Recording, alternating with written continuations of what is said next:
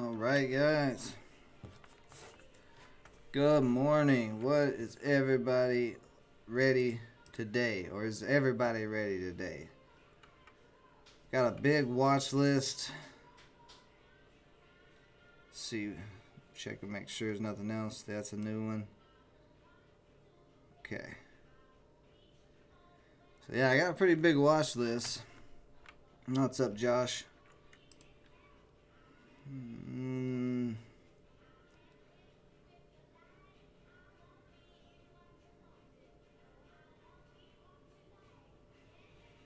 We got some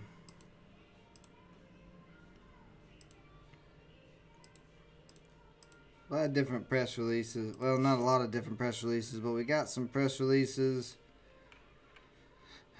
We got several different things moving. Codex, they came out with all their exciting this Friday. It's not really done anything yet. Still could.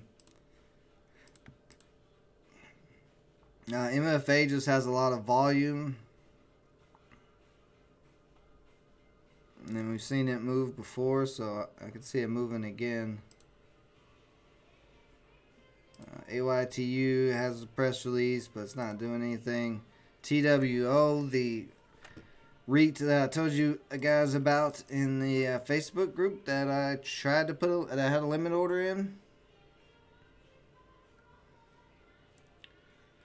Yeah,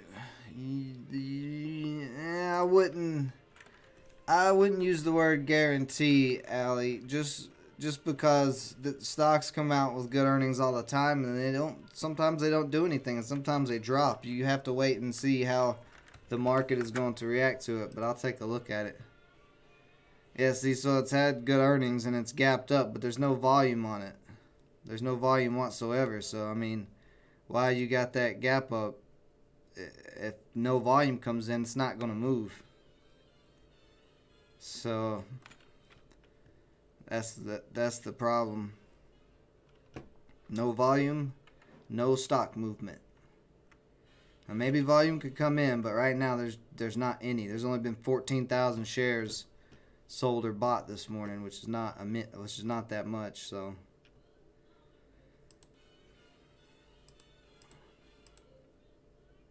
SPCB is another one. It's actually coming back up to $1 now. It broke over $1 in pre-market to $1.33 and kind of U-shaped around. Now we have this little dollar, or have it right at $1. I think the rebreak of $1, there may be something there. They do have a press release. They shipped to Central America coronavirus quarantine home containment solution for second pilot. It's also above all indicators, which I like. So decent volume, but not a lot yet. MLND had they stopped one of their drugs that they're working on, and it's had a big sell-off. So I'm looking for maybe that to rebound. A little dead cat bounce. DGLY. They've got a press release.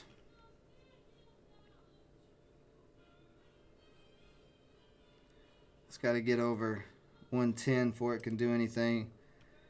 INPX has a press release. Not anything really impressive. No volume yet, but just got on watch just in case. SFET, another one that this doesn't have a press release, but got a little attention in pre-market.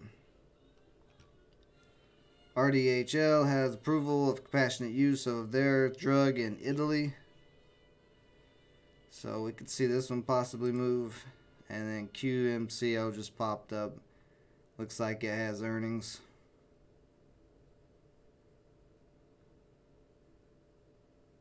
Yeah, so they missed earnings a little bit. So not anything in particular that has got me ready to jump in anything right at the bell or anything. SPCB is the only one that, as of now, I want to watch at the bell. It is up 6%. You are correct, but like I said, once again, there's no volume. So it's got to get volume. If it doesn't get any volume, it's not going to move. Stocks don't move unless people are buying and selling them. And so that's the only problem there.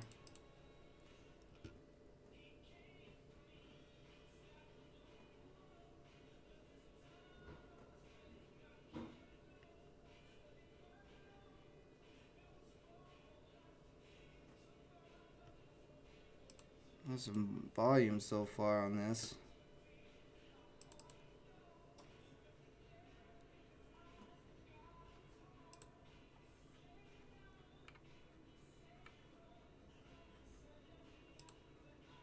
See, MFA.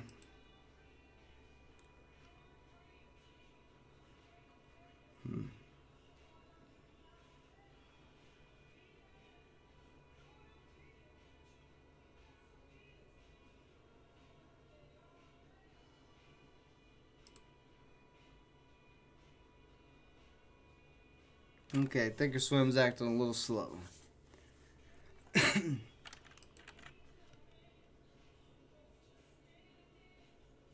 Yeah, see, it's not doing anything.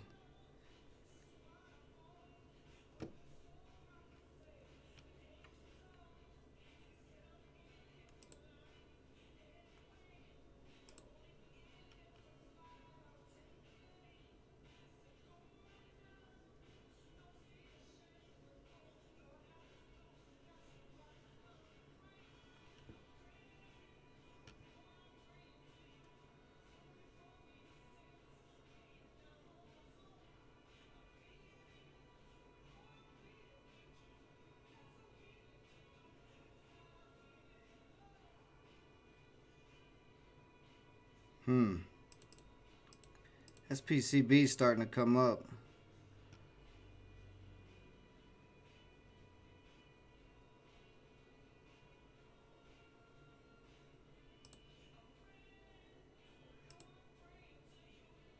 See, 107 is some resistance.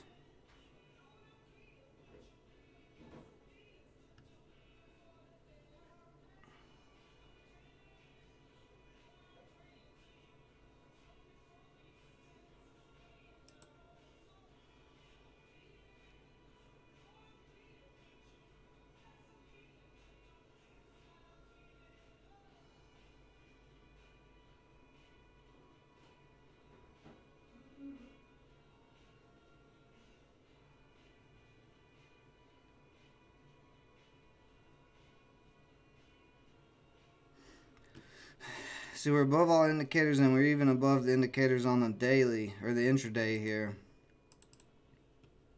Right above $1. Let's see, dollar's not holding up as support, though. What's up, Halloran?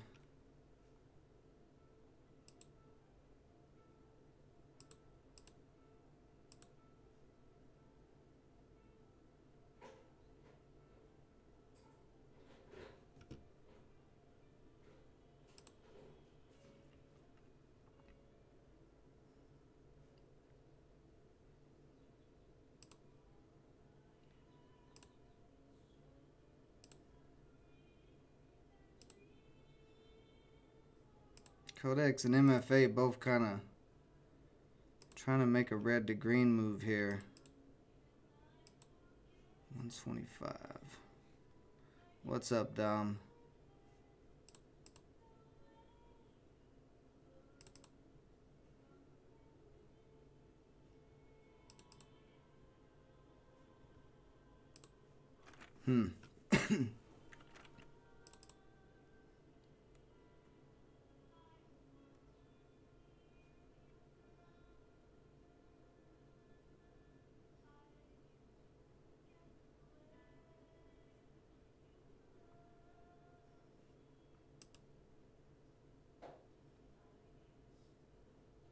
A little bit of selling volume. SPCB. Come on, Thinkorswim. What's up, Dom? Yeah, Thinkorswim seems to be a little laggy. That is for sure. TWO dropped off. Okay, I want to see how low this is going to go. Because my limit order didn't get filled. I put it at like 278 or something like that for this morning. And it's opened up above 290. So it looks like MFA is still coming down.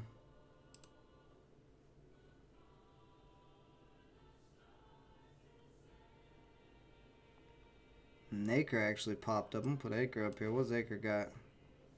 Milestoning. Completed milestone obtaining clones of all 3 coronavirus. What the? Of the antigens. Interesting. If this can break, see, it's got resistance at 421, but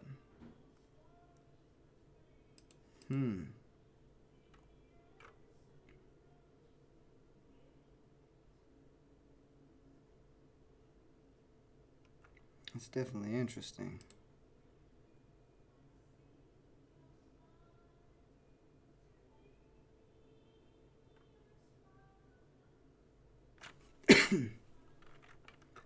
Well, there's a couple possible plays. TRT. Oh, man. Oh, that's rough. Oh, that's rough. I didn't realize. Should have put that on my watch list. I've got it on one of my list down here for REITs, and I didn't put it on my watch list this morning. That was one I forgot. That would have been a good one.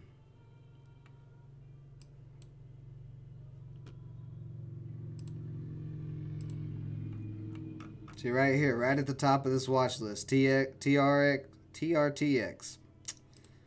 Ouch. That's unfortunate.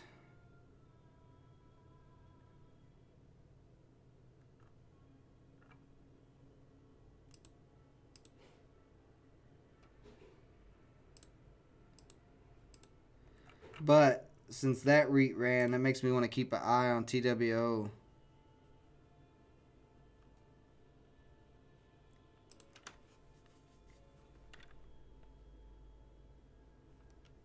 So what's the float on TRXT? Yeah, it's a smaller float on TRTX.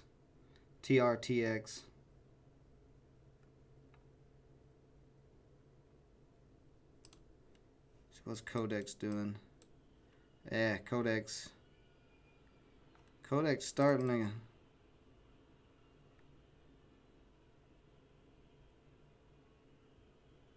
come up some.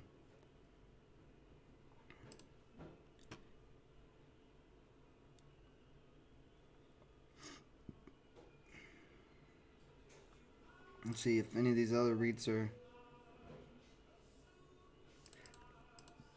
moving today.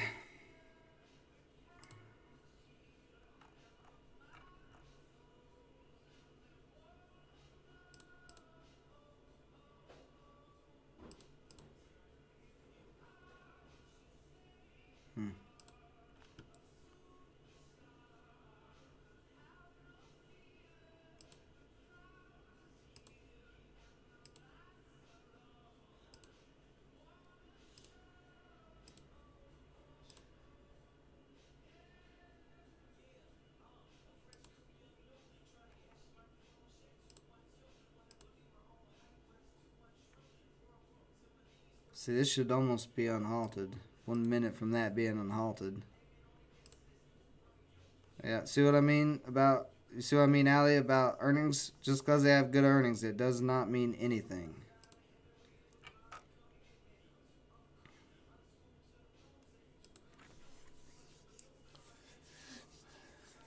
It's a lot of different things to kind of watch right now. One Life, we got a lot of different things moving.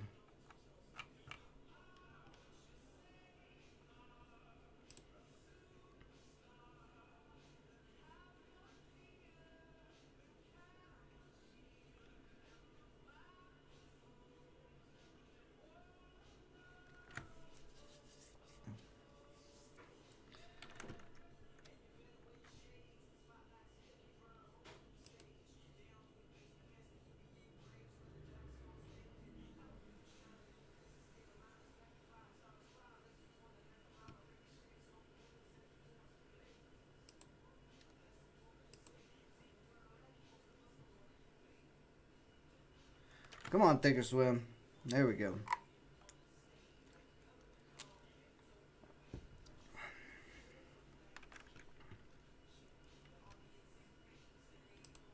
No, Codex starting to pop nice. It's just a little more expensive, so I really don't want to play it. But I mean, it is above all indicators. It has room to run.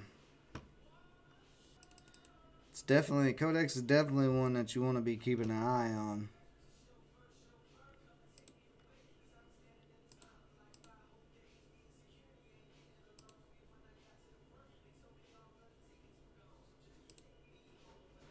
See, MLND, yeah, this is the dead cat bounce, and let's see if it starts getting over the VWAP here.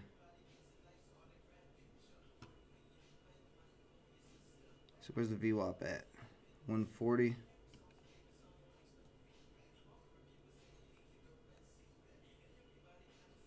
I'm going to go 200 shares on MLND because it's a dead cat bounce, and I like a dead cat bounce. So let's see what happens here. Not a ton of volume on it yet, but it may take a little slow building up for this. So let's see.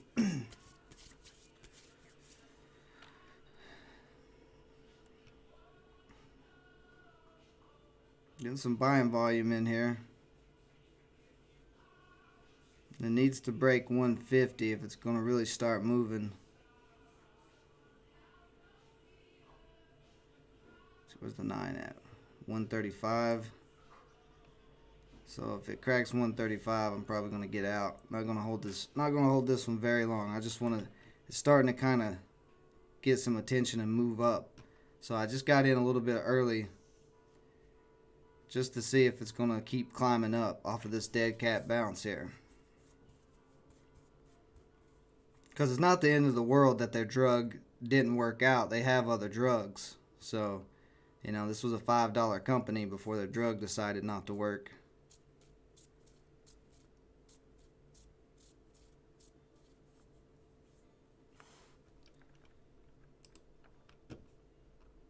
Here we go. And then it's got room all the way up to 254. If it does keep climbing, let's see, where's that resistance at? So it's got room to 177. After 177, there's a gap to fill from 235 all the way up to 477. So the stock does have a lot of room to rebound.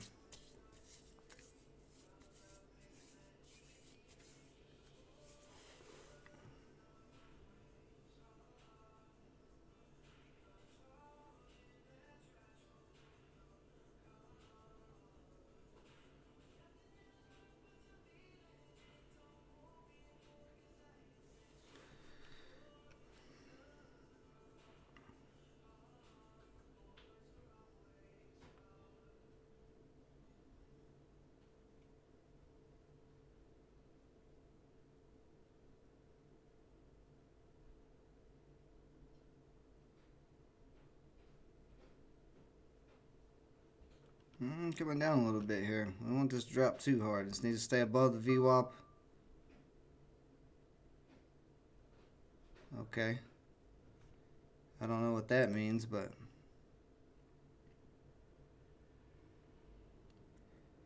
never really seen that notification before.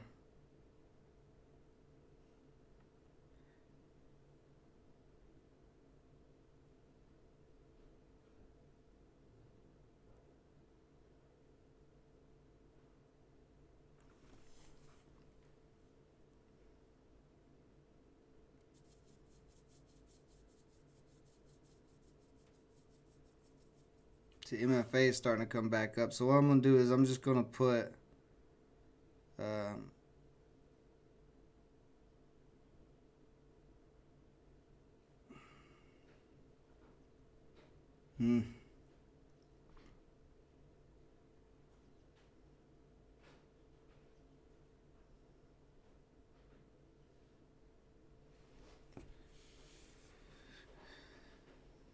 what do you say, MGM?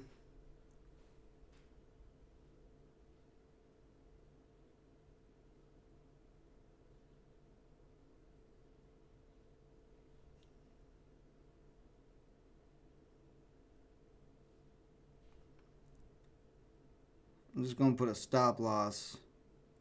See him at 140. I'm gonna put a stop loss about 133. Well,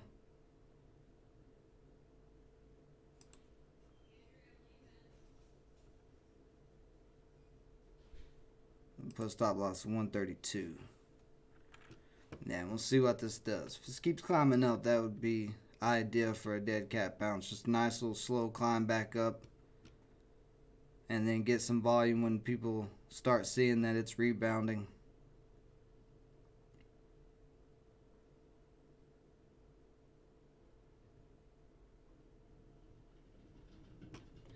So we'll see. Let's take a look at MFA here. MFA is starting to come back up. Not opposed to MFA.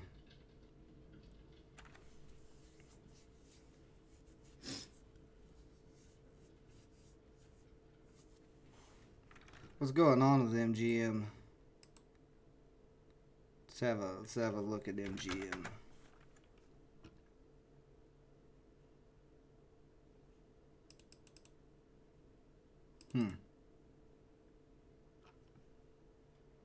I have to look at that. I'd have to look at that a little bit more.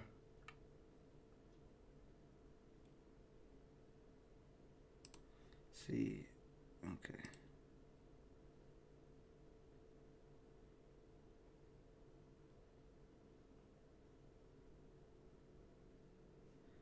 Yeah, if I get stopped out, I get stopped out. Trying to keep my losses very tight, so I'm not going to play around. If this doesn't keep rebounding, then it doesn't. So, and I may get stopped out here.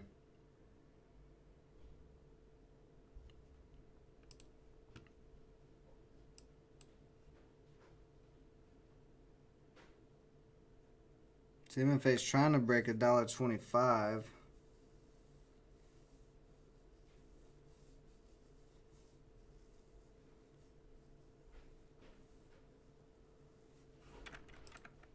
Let's see, let's go 5 minute.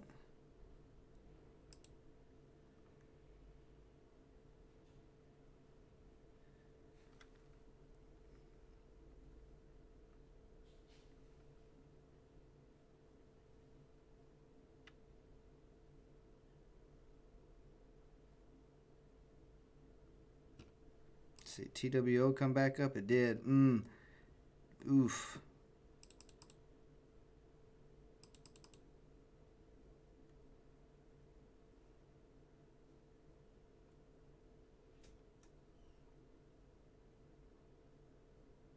So a lot of buyers coming in here on TWO right now.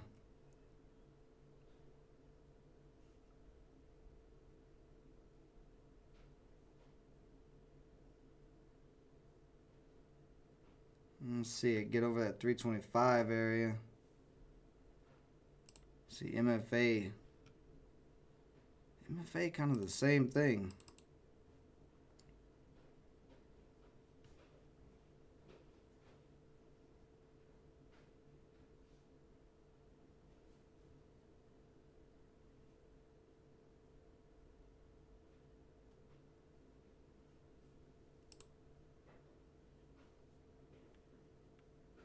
MFA's got a lot of volume. Kind of like this U shape. I'm going to go on MFA, and I'm going to put a stop loss. It's 123. Put a stop loss.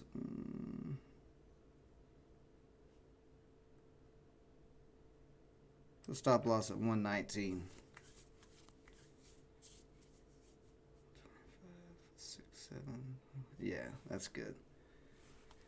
So I'm trading very, very tight today. Very tight stop losses. If they don't go my way, I'm getting out. It is what it is.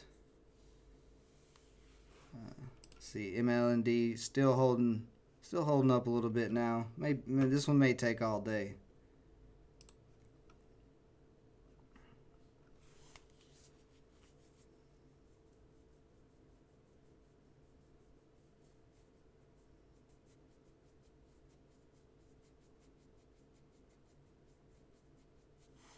And this needs to break over 130 to really start going again. I like the volume it's got in it.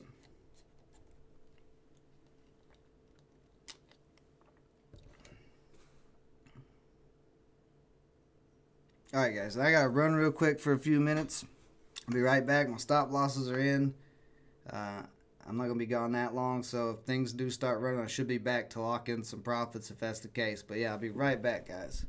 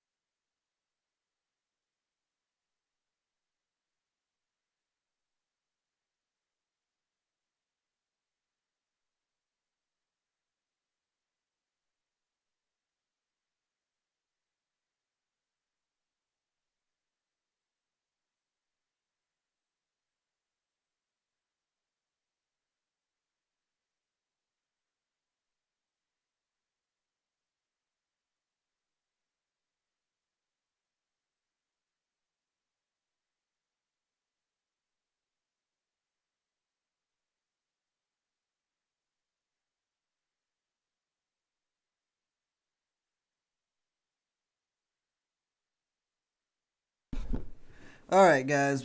I'm back, guys. Let's see. What do we got going on?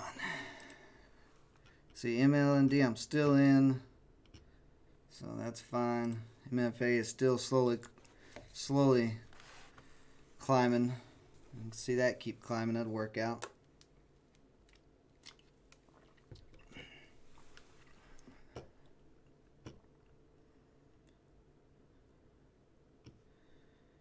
See, what's the pre-market high? It's 138. So if it does get up to that pre-market high, I'm going to start looking to lock in some profit around there.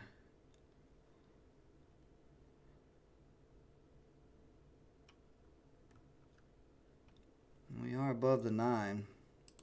Let's see what else is going on. Acre with a little bit of a U-shape starting to form. TWO, nothing there. Codex, nothing there yet. Nothing really there yet either. Let's see.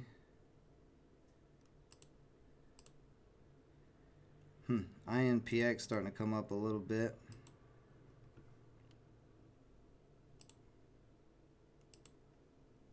INPX is kind of interesting. So float 7.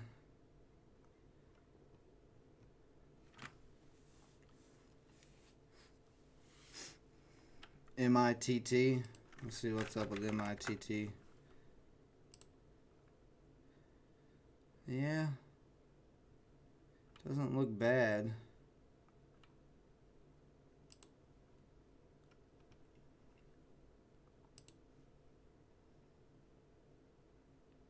Really need 125 to hold up on MFA.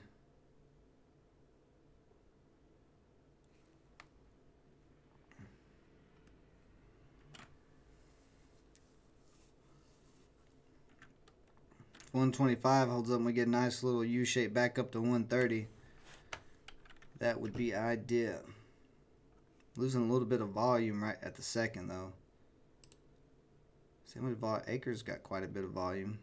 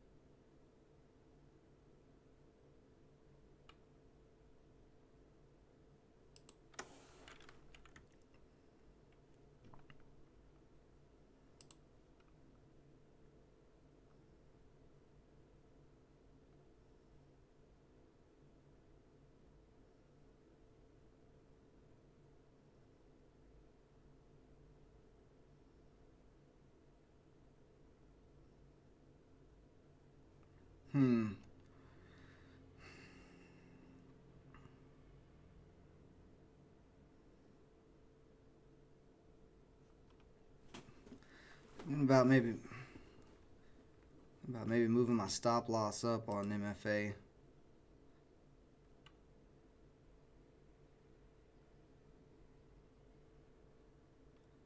Let's see, this candle's got about two minutes. This candle needs to close over the V or the 9. Needs to close over 125.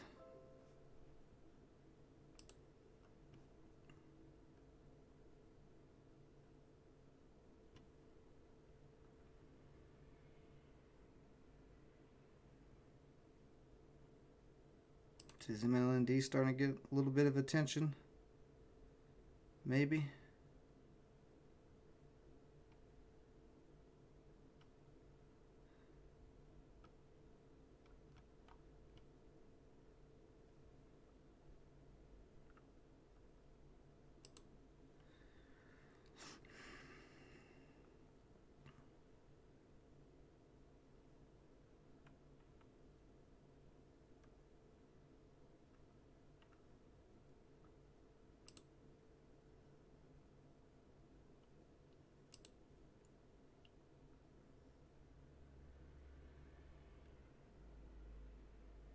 saw it selling at 127 for some reason.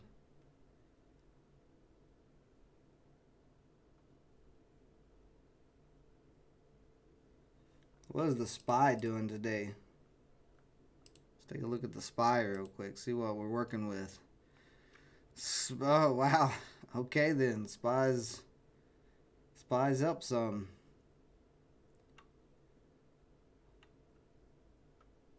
Oh, MLND starting to pop up a little bit. Just hit 150. That's right. Come on to me, dead cat bounce. Come on to me, you sexy dead cat. I love a dead cat. A sexy dead cat. Yeah, just keep on climbing. That's what I like to see. Ooh, we gonna start getting volume in this boy?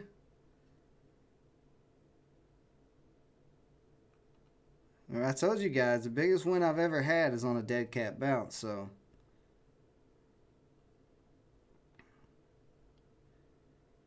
Wouldn't be that far-fetched.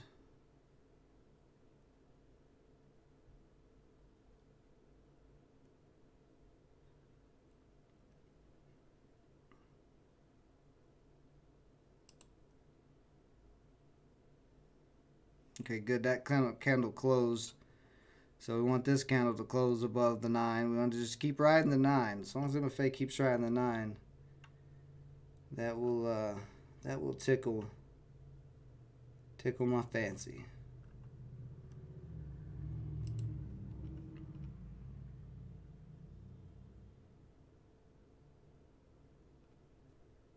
Okay, so MLND just trying to break that 150 area.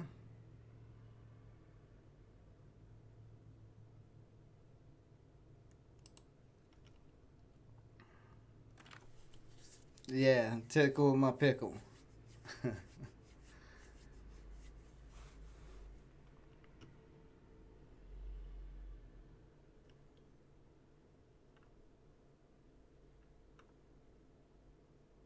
Alright, let me go through this list. And okay, so SFAT, we can take it off. IMPX still not doing anything, but I'm going to leave it on there. That one's alright. DGLY is starting to come up a little bit.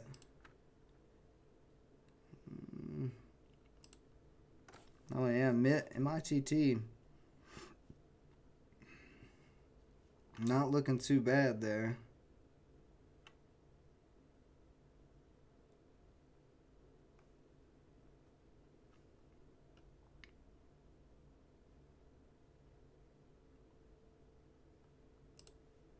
See, is MFA getting a little weak? MFA is getting a little weak.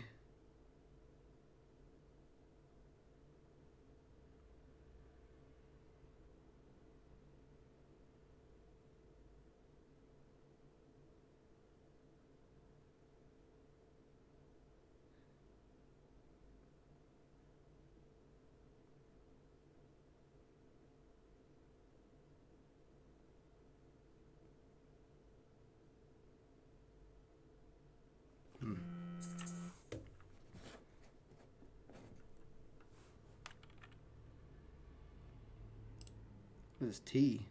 How did T even get on my watch list? AT&T? I don't even know how that happened. For some reason, Thinkorswim wanted to show me AT&T. I mean, it is running, Thinkorswim. Thank you for that. Oh, Acre's starting to pop up some more.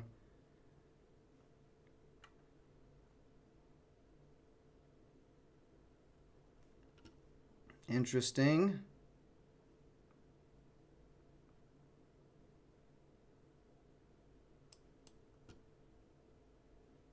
Acre does have a very good press release, and it is a very low float as well.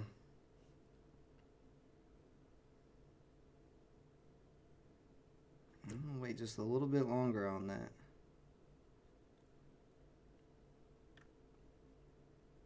But I do like Acre. If Acre can keep coming up.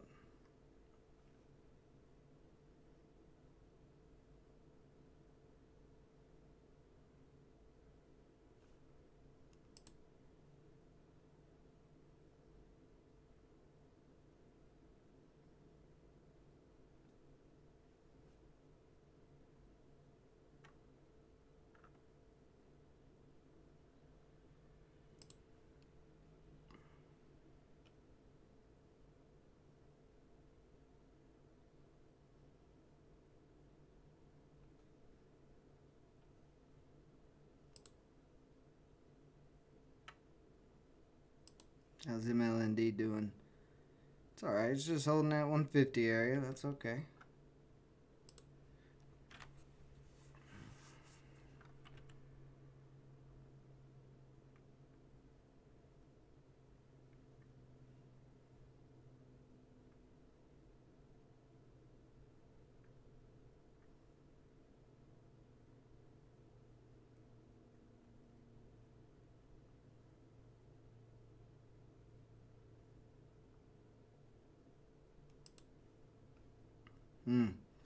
This is a good bounce on TRXT, whatever it is. SPCB, are you gonna start coming back up? Got a couple of different stocks with somewhat U-shapes on them. Oh, let me take AT&T off. I don't know why I'm watching AT&T. Acre back down to 3. So nothing there yet.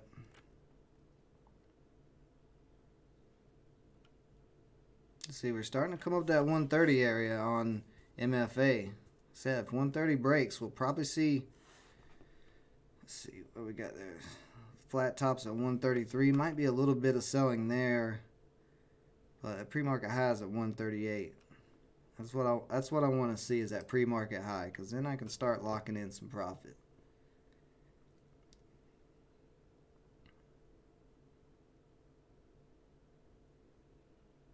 We'll see what happens here.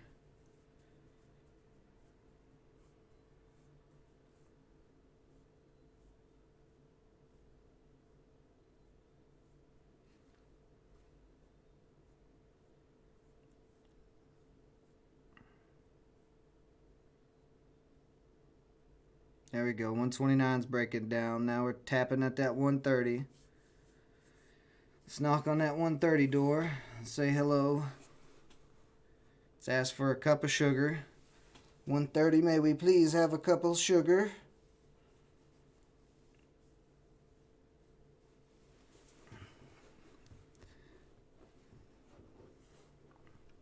Please, sir, can you spare a cup of sugar? I'm just a poor boy.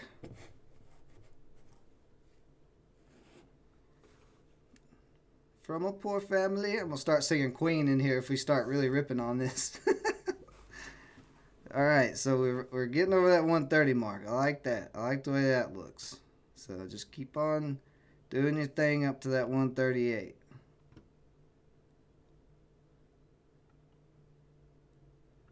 MLND starting to come up a little bit again. Sorry, I'm okay with that. Everybody just come on up. Everybody just make me a happy fat boy today. As One Life said, stock market, tickle my pickle.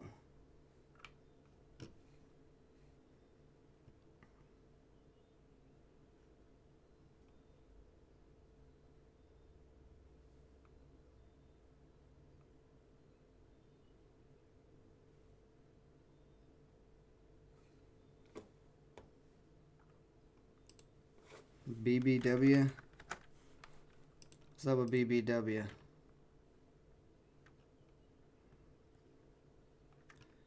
BBW has no press release. Doesn't have a lot of volume. And I'm not a fan of that guy. Let's see where we at. I lost my. There we go. Okay.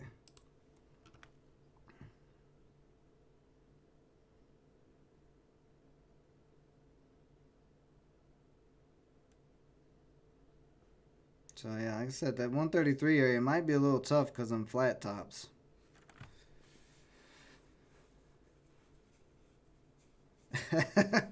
Well, you know, we gotta have a sausage stream. We can't just have a normal.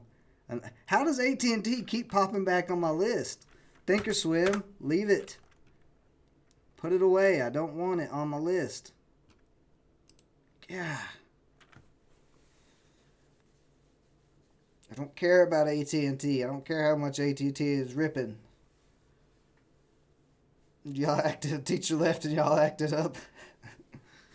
Listen, if I'm the teacher and I'm supposed to be setting a good example, you guys are in trouble, so let's hope that's not the case.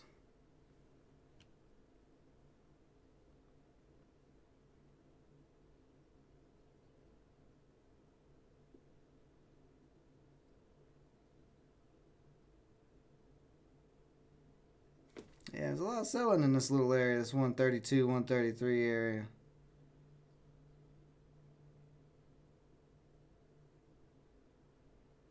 I don't think we've hit 133 yet. No, we haven't. I'm still trying to take out that selling at 132.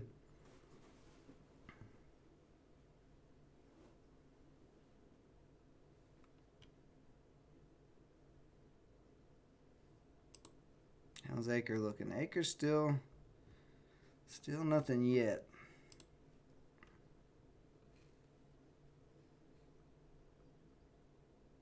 But that 132 is starting to get taken out here on MFA, slowly but surely.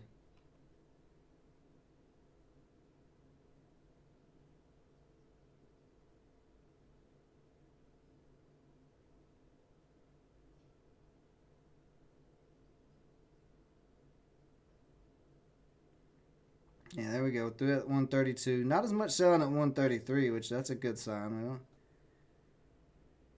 We don't have such quite a big as of a wall to get through.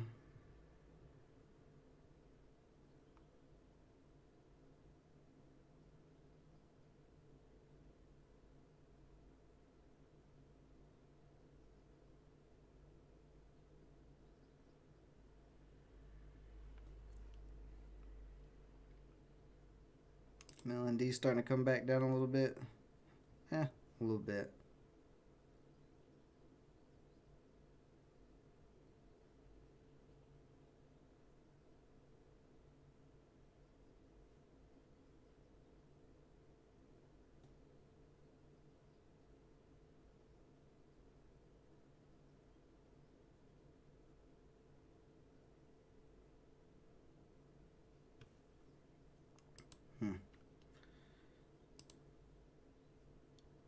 Acre's still pushing up a little bit. I'm half tempted to start maybe building a little position on Acre here.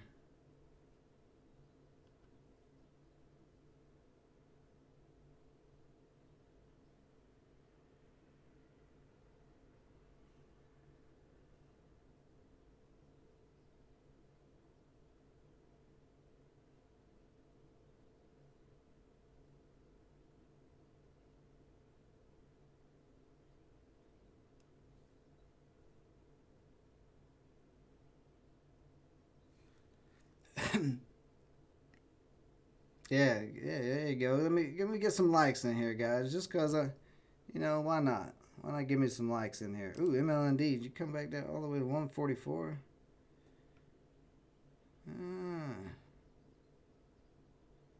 Wanted to keep climbing.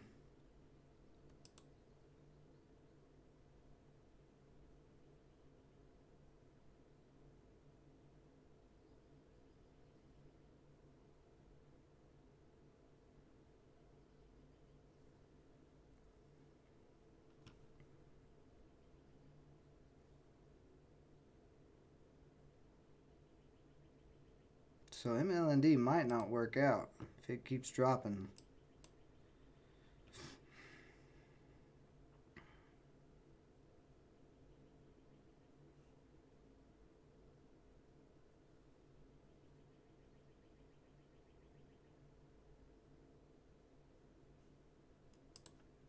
I'm gonna go 100 shares on Acre, and I'm just gonna put a stop. Where I get filled? Ooh, I got filled up at 315. That was a little higher than I wanted. I'm gonna put a stop loss right under $3.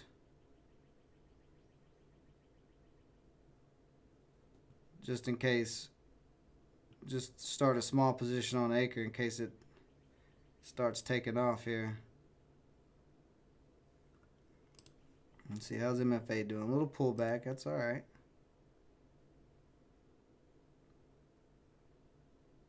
Actually, I am going to move my stop loss on MFA up. Let's see.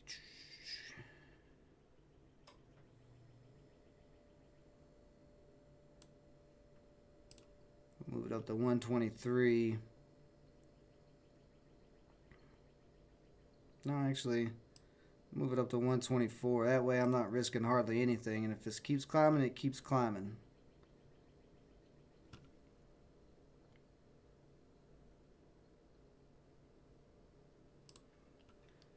See where we at on Acre.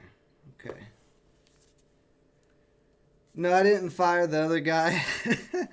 One Life he's kind of multitasking this morning, so he couldn't hop on the stream. So he's in the chat.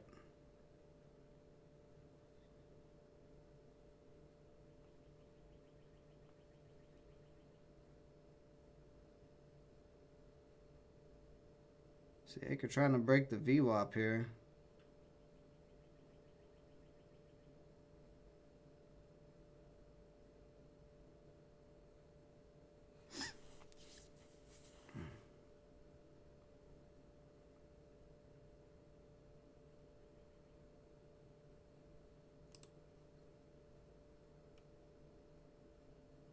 Let's see the volume die off on MFA.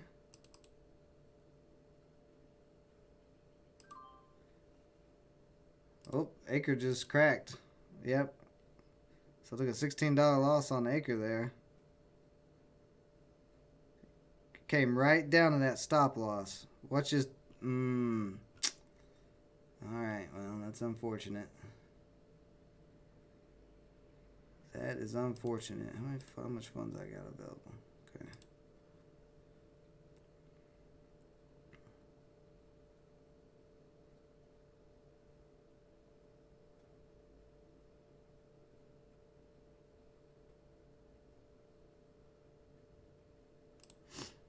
See, MLND came back up a little bit.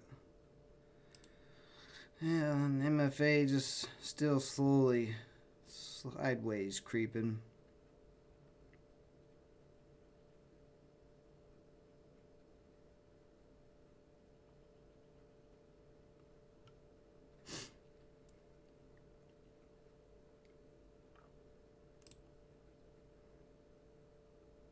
IMPX looks ugly. That is really ugly.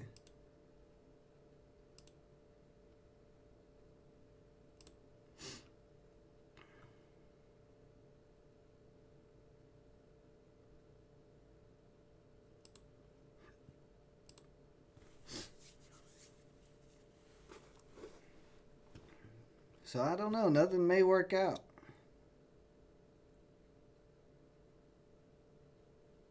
Definitely wants 125 to hold on MFA. Exposit moving today some. Oh yeah, it's over 32 cents. But it's kind of going down right now. I wouldn't touch it right this moment. I'd wait probably till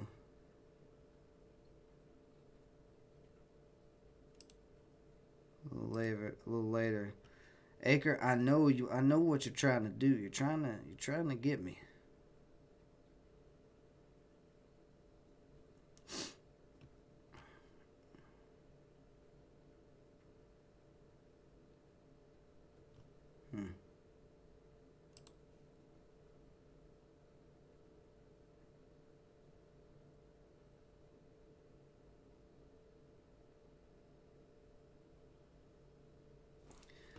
So MFA may not work out. It's having quite a bit of a sell-off right now.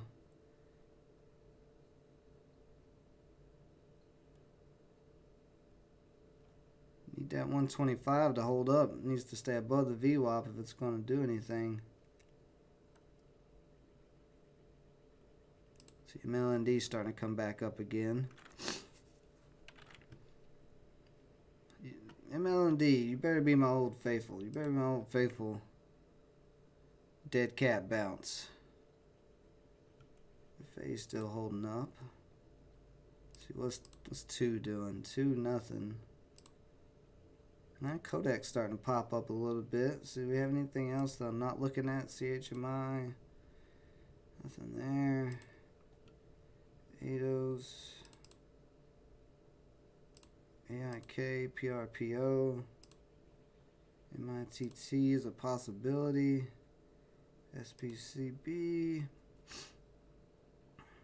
Capper with a little bit of a U shape.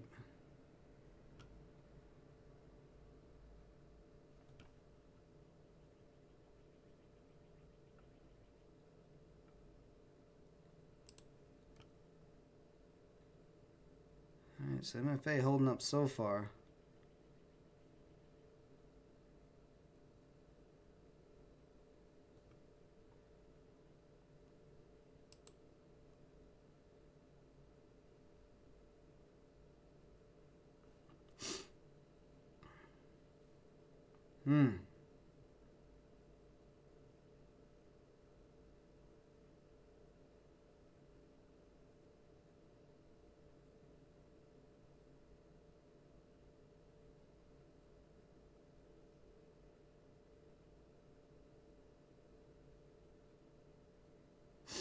Really hate I got stopped out on this, but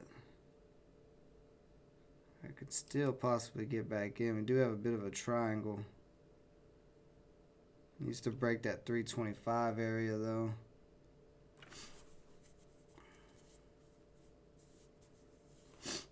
See MFA starting to come back up. Yeah, a little bit. Oh, nope.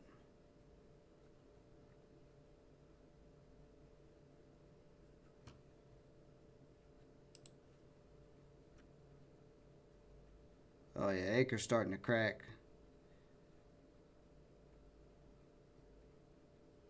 So yeah, Acre probably is not going to rip right now. It might have to come back around and do a little maneuver. So nothing. Let's see. What's IMU about? Nothing there.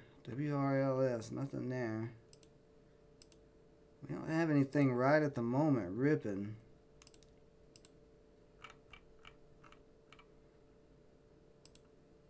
Which is unfortunate.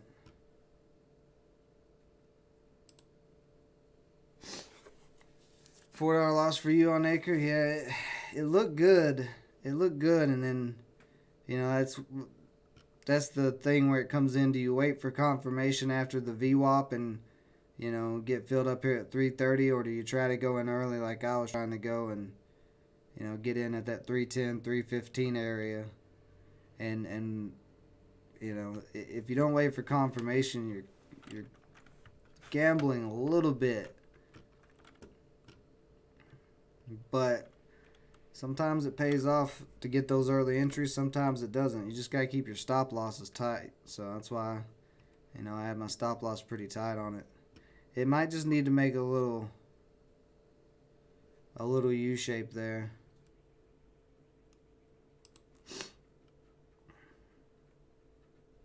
A big buyer on MFA at 125.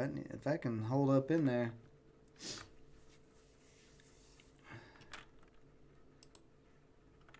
Yeah, I mean, I don't blame you. It cracked the trend line. You know, it doesn't mean it's gonna make a handle. It could just keep crashing off. So, you know, it's smart just to get out of it right there and take a small loss instead of risking a bigger loss in the future.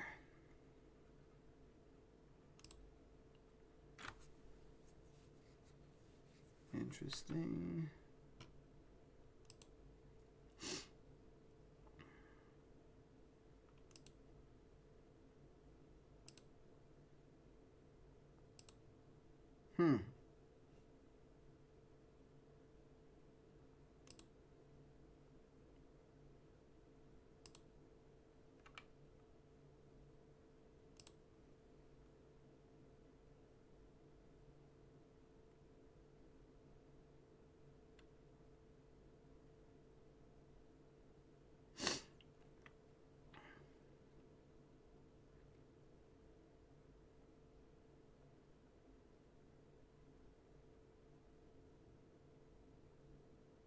Need that 125 to hold up. It definitely keeps testing that 125 area.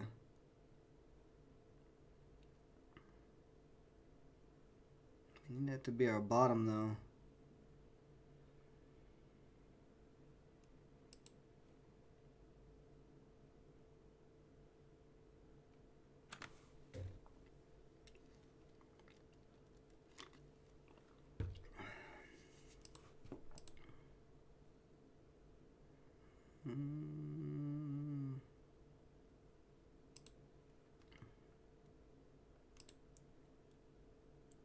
What's DJI partners with Trust Think products to provide protection in combat? So that's not too bad if this could start getting volume again. DGLY though, I'd like to see it break back over $1.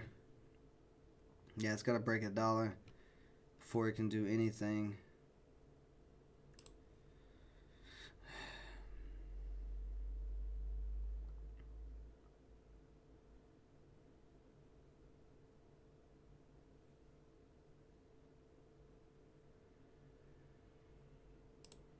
Let's see, Acre, nothing yet on Acre.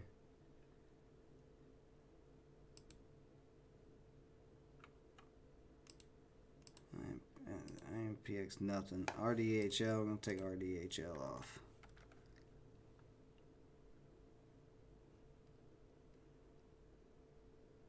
I don't want to take this off. The press release is good. It may rip later in the day.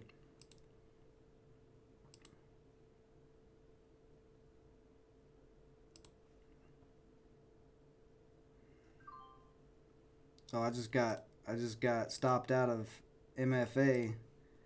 Yep. So little $12 loss there.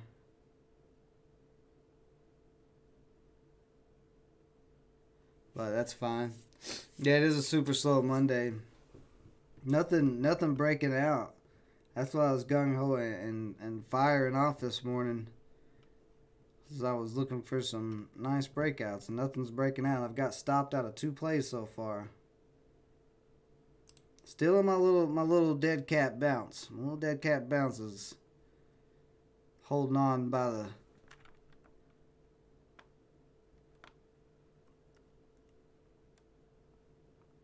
a little bit.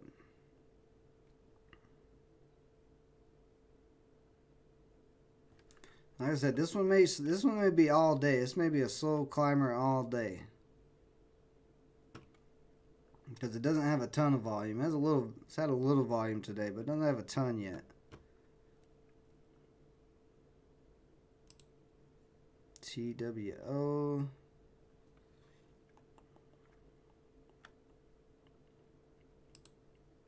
Yeah, Acre cracking off. So now, yeah, Acre is not going to do anything. It's got a while to have to come all the way back around.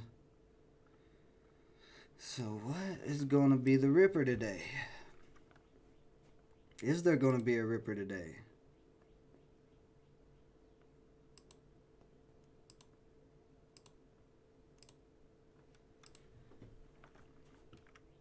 Let's see, is the SPY going sideways? Yeah, it's been going sideways. So those initial moves, the SPY was going up on some of those stocks like MFA, but then now we're just kind of going sideways.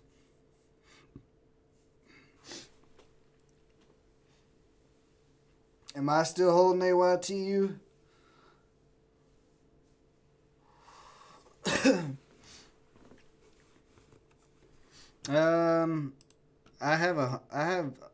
I just have a little bit of shares of AYTU that I'm still holding on my Webull account just to see, you know, if it does get pumped or not, but I'm not risking very much on it.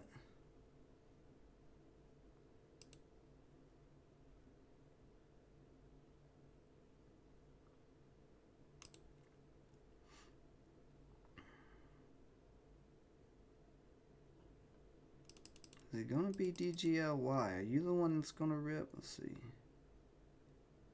105.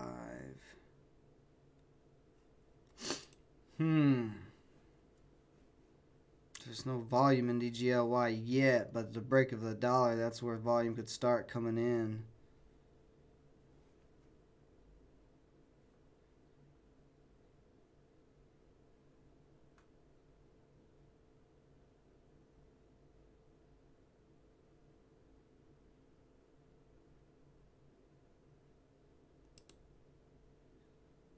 CWO.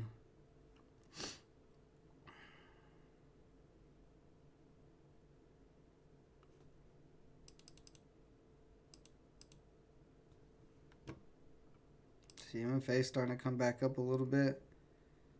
I just had a quick sell off down to the 200.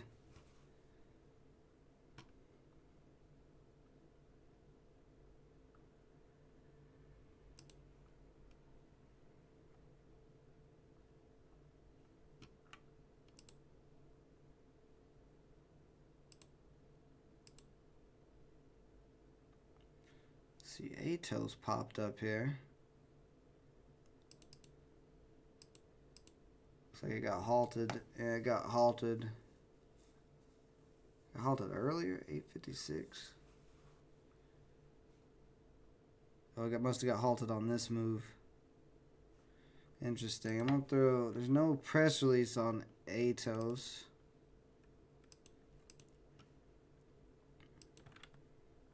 Oops. Put it up on this little.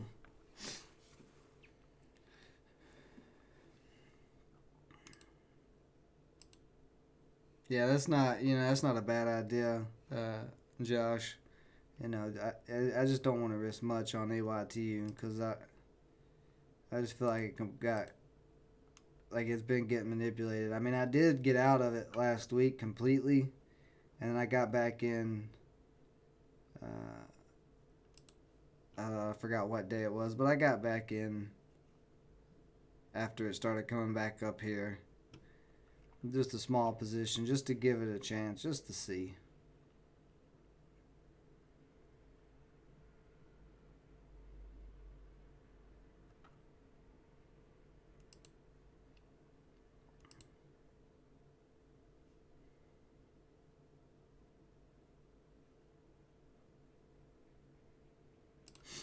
Let's see, DGLY still slowly creeping up here.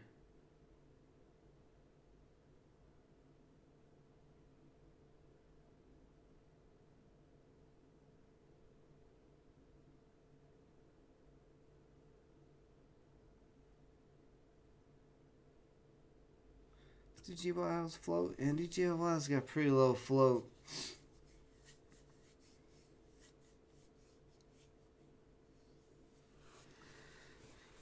I want to see that come back up though a little bit more.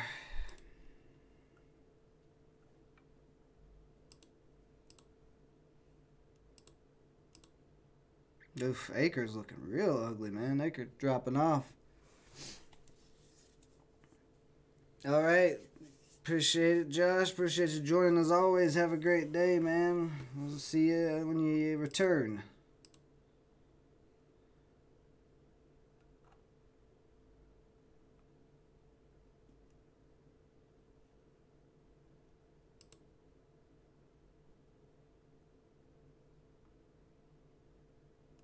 IMPX has no volume.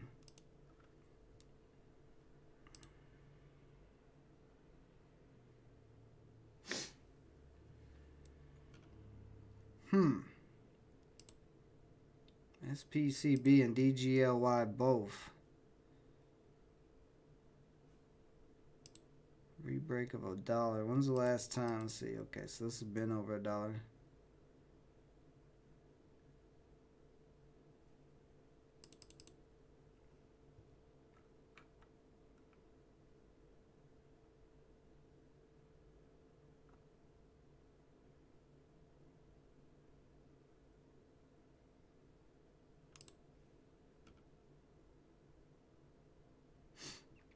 Nice.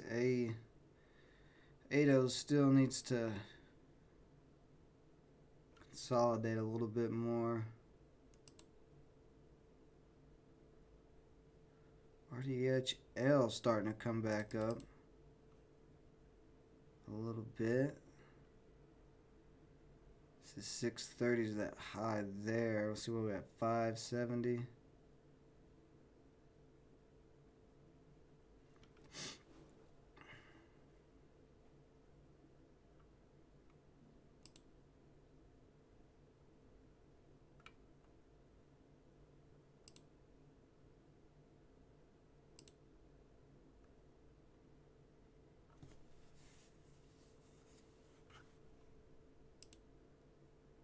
Capper doing? Capper is above those indicators. RMELY. CANF. Right is Bitcoin. GMPX with a little pop up. BXRX.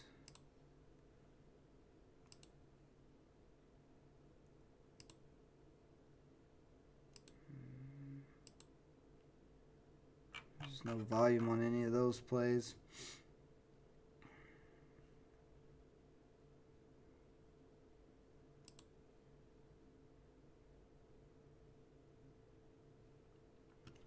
MLND is keeping got pretty steady volume, really.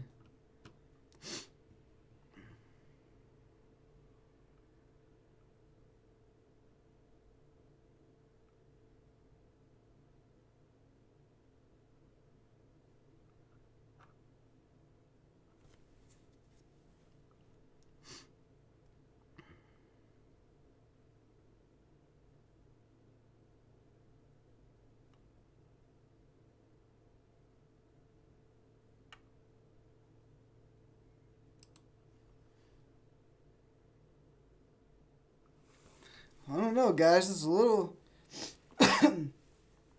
I know there's no volume on DGLY. There's not going to be any volume on DGLY until it gets back up to $1. That's what I'm waiting to see. As the closer it gets to $1, a little bit more volume is going to keep coming in.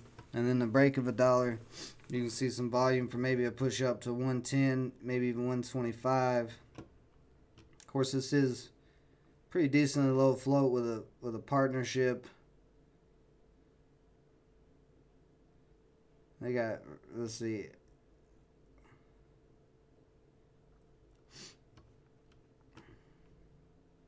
So I know it doesn't have volume yet, my friend, but it can get volume. That's the one thing you have to realize. MLND starting to come back up again a little bit. You just keep on slowly climbing. You just do your thing, my friend.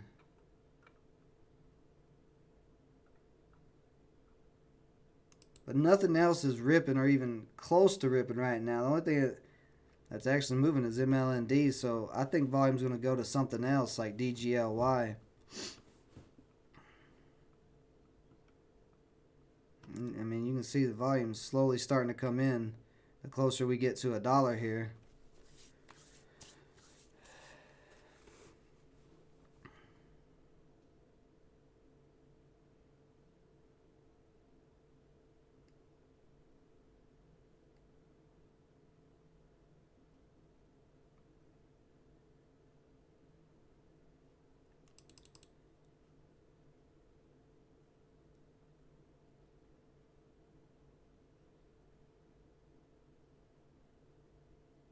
Actually, not that much selling at $1.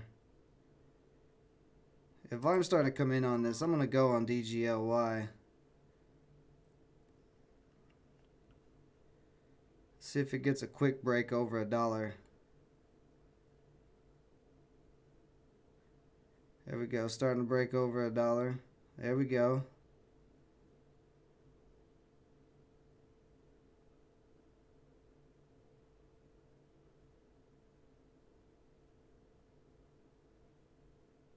It's a quick little pop.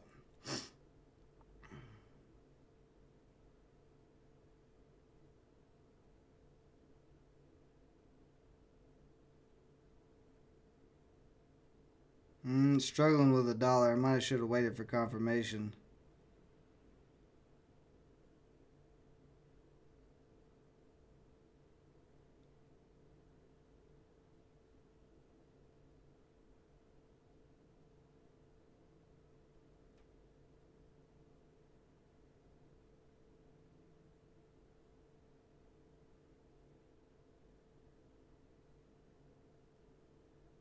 Ooh. So we're going all over the place right now. Volume's starting to come in here. DGLY is all over the place. So let's see what happens here.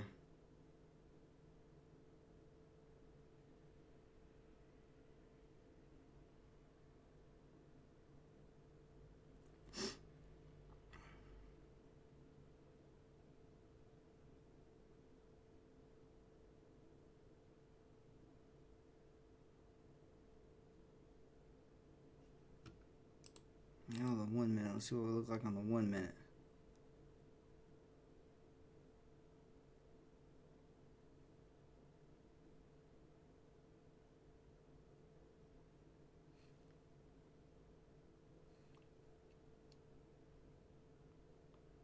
Ooh, that's getting a little ugly. I don't like that.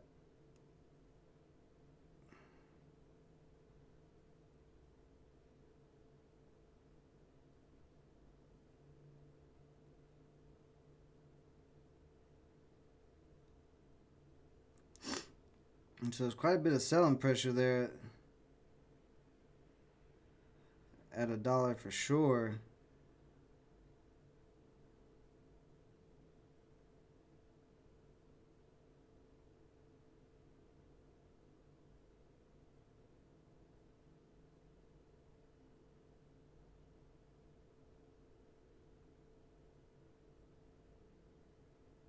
I'm a little worried about this dumping out on me now because it didn't get a very strong break. It got a quick little pop, but not a very strong one. It's a little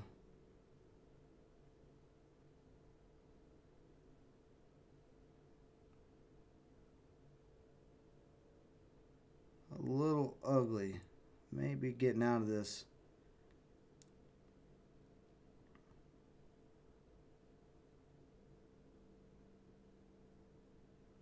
Where's that at? 96 is where the 50-day is.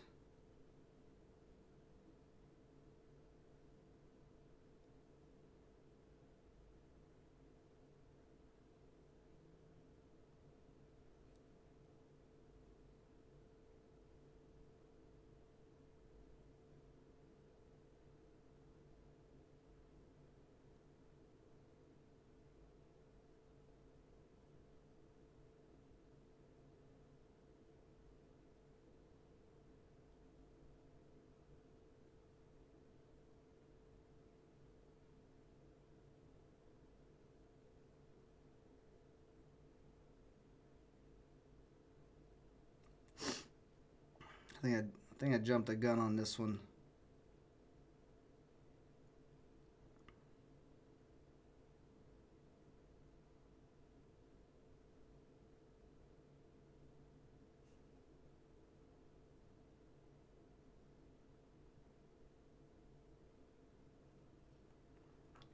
Put a stop loss in at 92 cents just in case. 92 cents is right there.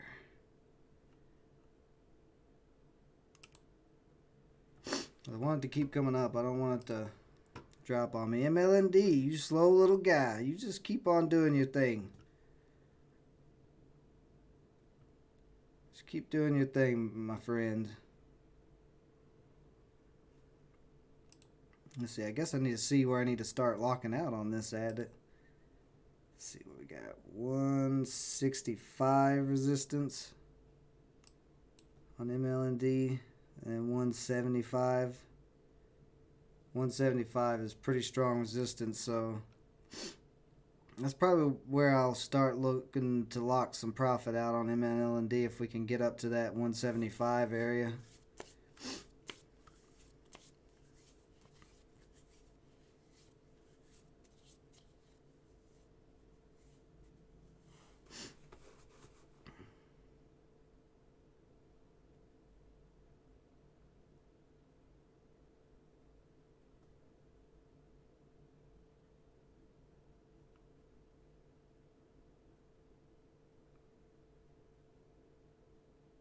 Do you have resistance at 165?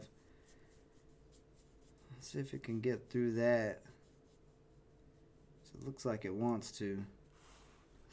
Let's just check on DGLY for a second. So I'm still in DGLY. My stop loss hasn't got hit yet. If it can creep its way back up to $1 again and try to break $1, that might be all right.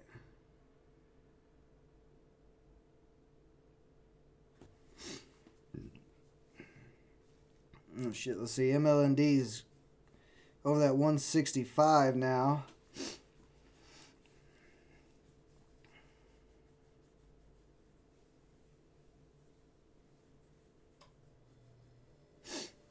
It's just been a nice slow climb all day. This is what I like on them dead cats. I like a nice slow climb.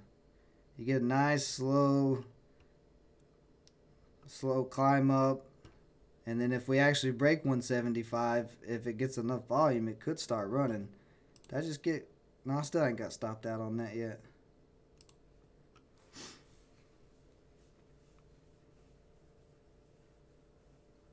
%, Daniel. It's a dead cat bounce, my friend. It's gonna hit 175. Let's see. I just got stopped out on. See how many shares of this I got?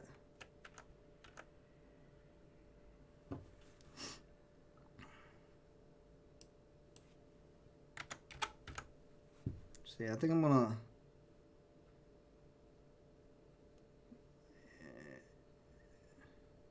Yeah, I'm gonna lock out 150 shares here. And then I've got 50 left on this just to see if it's gonna break 175.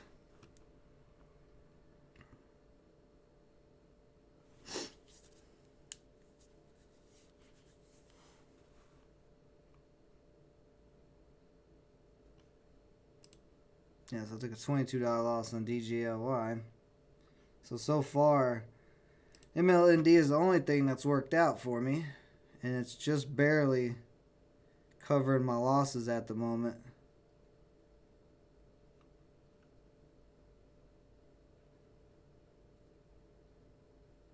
Still, what did I get? 140, 35 cents? Yeah, I got 35 cents out of this. So far, it's not bad.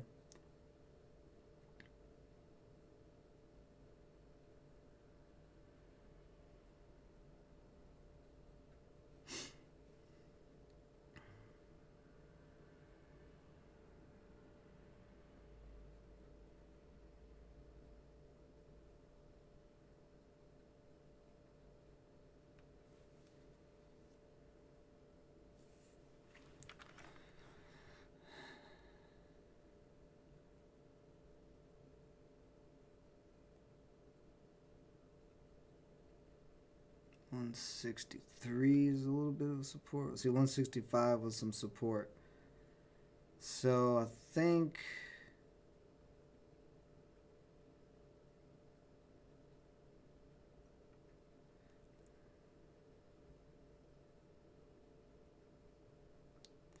since 165 was some support, I'm gonna put a stop loss on this right at 163.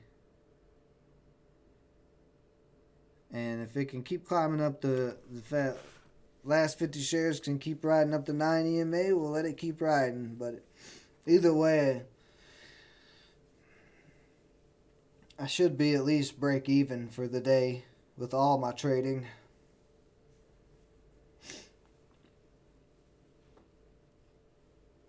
It is what it is. You know, I took a few losses. But I was actually up on every single one of them at one point. I just didn't. Was trying to get more moves out of them.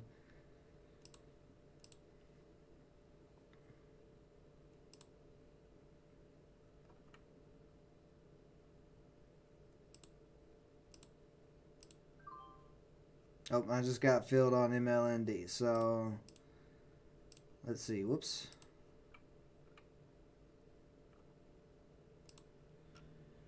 Yeah, so crack that says. So 57 there. So let's see. That's 57. MFA 11 minus 11. Acre minus 27. And DJLY 22.49.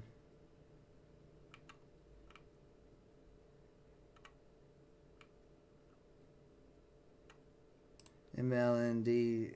So actually, I'm with all my trades, I'm actually up about $9. So it's not it's not anything fancy, but I mean nothing broke out, nothing got a big rip. MLND was the best climber.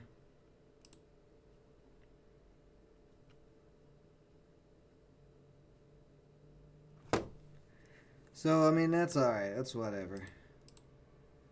See, do I still have any funds left? No, I don't have much funds left, so.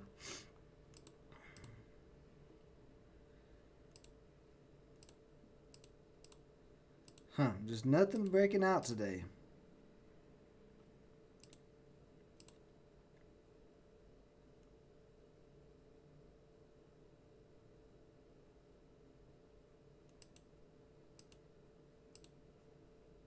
So I mean, there was a few breakouts early, but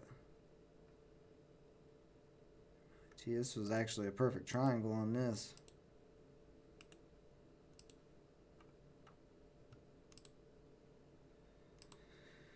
So what I'm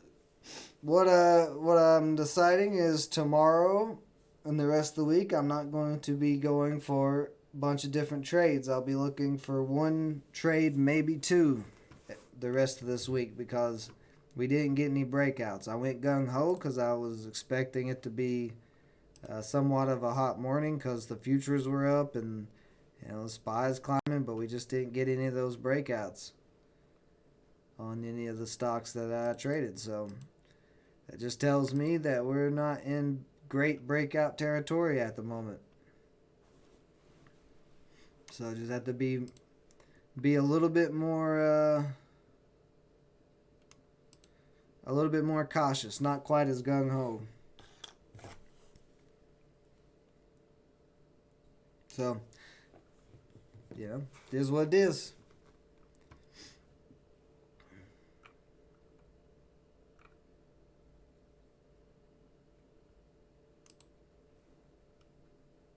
And MLND still haven't cracked off, but that's a pretty good dead cat bounce. I mean, it bounced from $1.30 to $1.75, so that's 40-cent dead cat.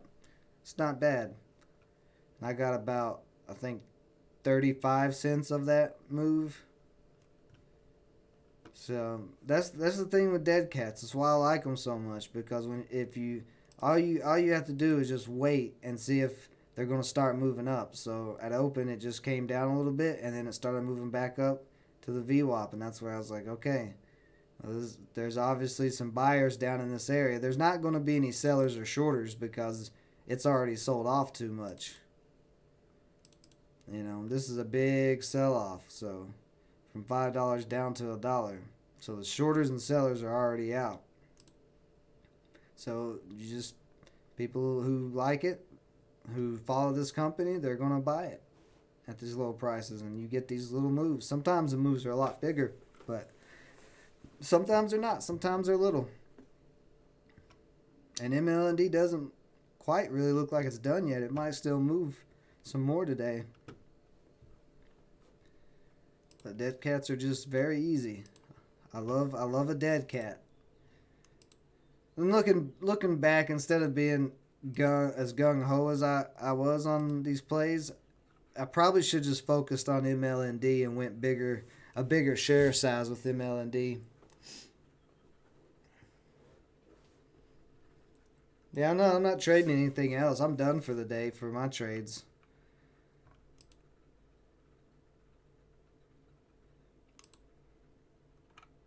Like I'm fine. I made I'm not gonna overtrade. I made 4 trades, and I ended up with $9 in profit. So, I gave everything a chance to try to make some bigger profits, and they didn't work out. And I kept my stop losses tight, so I didn't end up taking any big losses. All my losses were very small.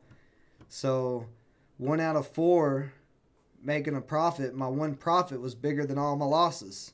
So if I'd have been right about one more stock, if DGLY would have ripped or MFA would have ripped, I would have, it would have been a nice, good day for profit. So I don't feel bad about any of these trades. Daniel B, I know you don't like the DGLY trade. Probably you don't like any of my trades, Daniel B, but what I'm doing is trying to trade straight, besides the dead cat bounce, but MFA, Acre, DGLY, those were all ones, I was trying to catch the momentum up, and they just didn't continue. So that happens. Can't be right all the time, but the fact that I was right 1 out of 4 plays and kept my stop losses tight and was still able to make a profit, only winning 1 trade, that's pretty decent. What if I had been right on all 4 of them? If I was right on all 4 of them, I could have made some really good profits.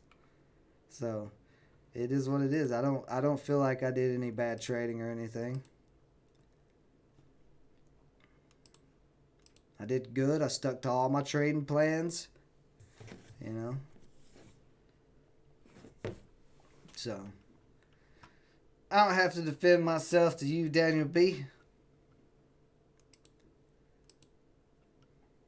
But like I said, now that we didn't see really anything break out so far today, we know that the market's still going to be kind of a little quiet. Exactly. That's all I can do. My risk management, I think my risk management was fantastic on all 4 trades. I don't think I executed poorly. I think I executed just fine. Just none of them worked out. They all had the potential to work out. DGLY did pop up. I was up some profit, just didn't keep moving. Same thing with Acre. Acre came up to that VWAP. I was up a little bit of profit, but it didn't break. And then same thing with MFA. I was up, I was up $30 on MFA, and it didn't break. So,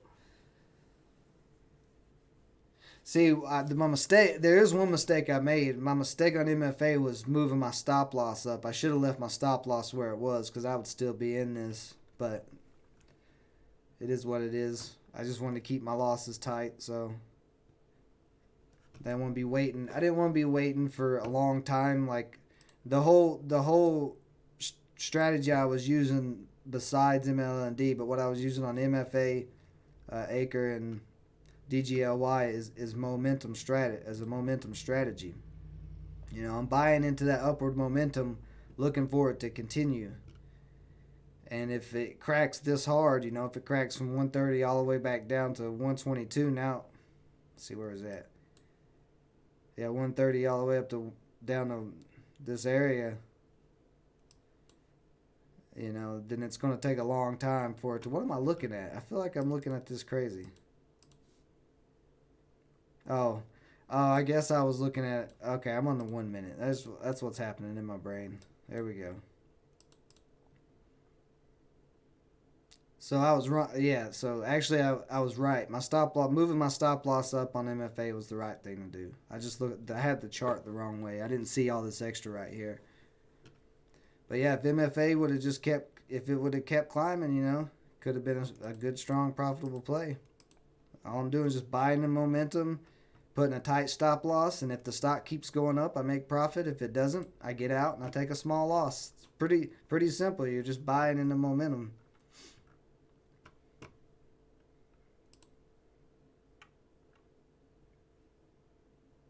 And that's what I did on all of them except for MNLD.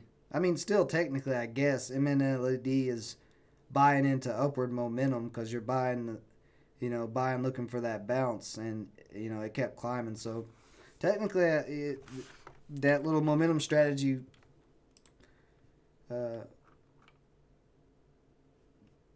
was used on all of them. But no, things didn't work out. It is what it is. But at least I didn't take any bad losses. I'm actually, like I said, I'm up in profit. I'm up $9. Yeah, but I don't have to pay commissions today, Daniel. That's the thing. If I had to pay commissions, I wouldn't have done what I did. I'm very aware of that. But we don't have to pay commissions. So until that comes back into force, and this momentum strategy is not something that I would do every day. Like Money Monday is the day to try it. If the market's not hot and it's not going to run, then this is what's going to happen. But if the market was hot and all these stocks started ripping, it would have worked out beautifully. But yeah, if I had to pay commissions, then no, I wouldn't trade 4 different stocks on a smaller account. That would be crazy. Let's see. Acre's still dropping off. XSpot, nothing. It's like just nothing is doing anything today. So like I don't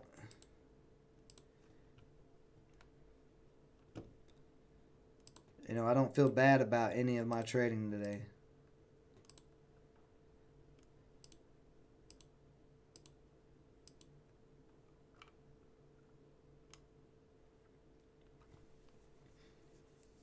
And like I said, I could have just scalped all of them. I could, scalped them all, and I'd probably be up like 100 and maybe $100 if I'd have scalped them all.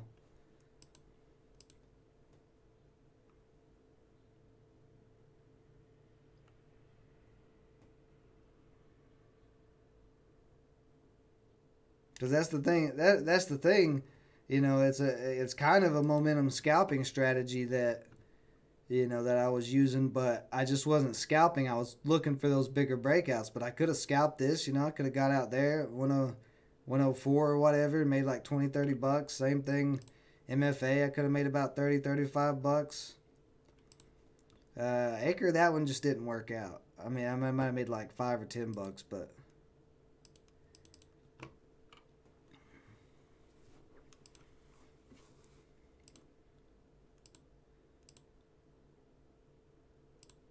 if I'd have had scalper mind state, I could have scalped them all. But like I said, I was looking for bigger rips today. I was expecting, this is what I was expecting, the market to be up and everybody be excited thinking the market's going to rebound because Trump's talking about uh, reopening the economy soon. He don't want to keep it closed for too much longer.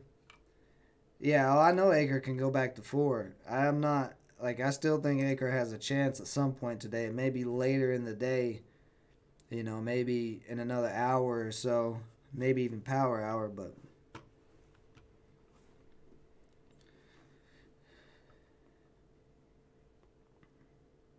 I mean, I definitely, Acre is not a bad play. It's a very low float, and it had a press release, and it had a little triangle here going.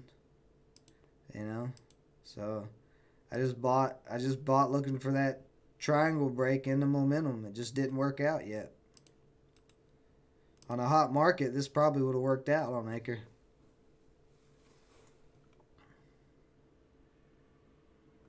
But I would wait. I don't know if I would be getting an Acre right this moment, even though it can run the 4. I would probably wait it out a little bit, just because we haven't seen a big break yet. Something may break, but it's hard to say which one it's going to be because there's a lot of them with potential today to break out.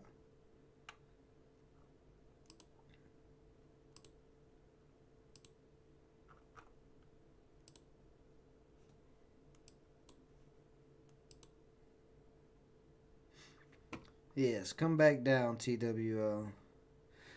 So while we're sitting here, yeah, the spy's looking good. While we're sitting here, I'm going to give you guys my prediction on what is going to happen with the stock market and everything. I did a lot of research over the weekend. That's part of the reason why I didn't do the portfolio power up show. My brain was exhausted from all the research I did on a lot of different things. But I have a theory. This is a theory based with facts and then speculation. So the facts are our economy has been inflated, and it has been inflated since, well, I don't want to say inflated because I don't want you all to get confused with inflation, because we are going to have inflation, but our economy has been artificially held up since 2008 in the Great Recession. Our economy, it's everybody thought it rebounded real strong and all that stuff, but it didn't really. The Feds pump money into it like they're doing now, and it artificially held it up. And we had all this. Let me go to the 10-year. Here we go. So yeah, so we've had this nice climb up, but now people have more credit than ever. Businesses have more credit than ever. We have too many government regulations for small businesses and big businesses alike. We have too much power into the government, and so with capitalism, you have to let capitalism run its course. That means if the market has to correct itself, you have to let it correct itself, and they did not let it correct itself. This was the start of a correction, but every time it started dropping, they've been halting it. The government is interfering with capitalism. Capitalism is a circle. You have money coming in and money going out, so it makes a constant circle. And when the government starts poking into that circle and messing with the flow of capitalism, you have issues. And there's a lot of things that are unstable. Our treasury bonds are garbage. We're up 25 trillion in debt. There's a lot of debt. How are we going to pay that debt back? With all these problems, a lot of big businesses and billionaires, they've moved out of the country. They've moved their factories out of the country because it's cheaper. You have to pay, like, our employment tax is stupid.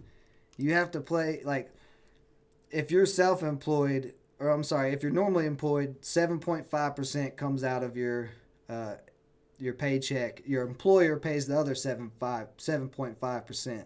So it's 15% in taxes that come out of everybody's income. And if you're independent like me, or if you're, trying to be your own business, then you're paying both sides. You pay 7.5 for the employee part and 7.5 for the employer. So if you're W-2, it's split, so it's not quite as bad. But for people who are trying to start businesses, they're paying 15%. And then they have to pay their employees they have to pay that 7.5% for their employees. So all these regulations have caused a lot of issues. Now, I might check your book out, but everybody has credit. The credit debt's the highest it's ever been. The national debt's the highest it's ever been. There's so many issues that the government has caused that interferes with that circle, that perfect circle of capitalism. We've not had capitalism in a long time because the government intervenes or messes with things all the time. So that's why we don't have true capitalism. And what's going to happen is, and the reason why the market dropped so hard, is our economy wasn't that stable regardless of what Trump has been saying the past few years. It wasn't that stable beforehand. So when the coronavirus hit, it poked the bubble. It poked those artificially inflated bubbles from 2008. Those bubbles just got reinflated and they got poked by the coronavirus. So they're having to pump money into the market. They've been doing that, and they're interfering instead of letting capitalism run its course. And by doing that, they're basically going to they're artificially inflating the market again. Now, what my theory is it should crash more now. Because the bubbles have been popped, it should be crashing more now. But because they're inflating it, and if Trump doesn't save the economy before this election, then he's not going to get reelected. So if he can save the economy by artificially inflating it for another 4 or 5 years to get through his term, then he gets out of office, and the Democrat that comes in after that, the market will just crash on him. But when we have this next crash, when the actual real crash happens, it's going to be a bad crash. Like, America is not set up in a good spot, no matter what they're telling you, because you can pull the numbers, you can look at the debt, you can look at everything, and people are going to get into more debt right now because they're unemployed. So debt's going to go up even more. The national debt's going up even more. Like, we're headed for a very big crash at some point. I don't think it's going to be this time because, like I said, Trump's already talking about opening the economy back up. They've been artificially... All this right here is Fed money being pumped into the markets. It's fake. It's play money. It's money that's going back to our debt, adding to the trillions and trillions that we already have. So eventually it's going to break down. You can't keep on adding fake money to the markets and it hold up. So they've basically been putting Band-Aids on gun wounds for a while now, because there's a lot to it, but it's going to happen. I don't think it's going to happen yet. I think it's going to be 4 or 5 more years. I think we're going to maybe rebound towards the end of this year, get back to where the economy was, or maybe like halfway, maybe back up in this area. But I don't think we have much longer. All I'm saying is, if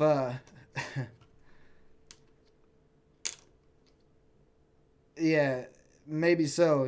Mark Dalton. That's not too far fetched. I think like I said, I think they will keep pumping the markets until Trump is out of office for his second term, and that's if he saves the economy before it gets too bad with the coronavirus. But European cases are slowing down. I know America's speeding up, but we're almost to the peak. We should be at that peak, here in the next, I don't know, this week or next week, I think they said is the peak. So once we get to the peak, the other side of the peak is coming back down. So we're almost out of the woodworks on this coronavirus thing.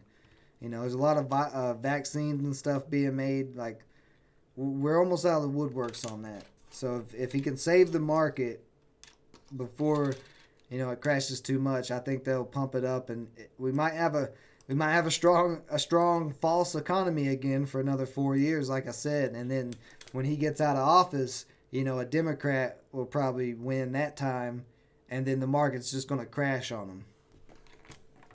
Probably. This is all theory and speculation.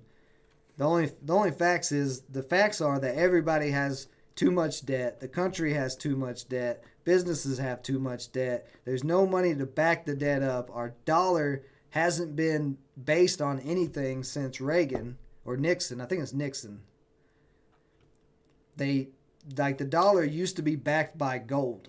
Now it's backed by nothing. So our dollar really doesn't have any value. Not any real value. It has the artificial value, but one big market crash and toilet paper will be more expensive than $1. Like one sheet of toilet paper. Because you have more use for a sheet of toilet paper than you do $1. Because $1 is not going to do anything at that point. So you do have a nice U shape on Acre here.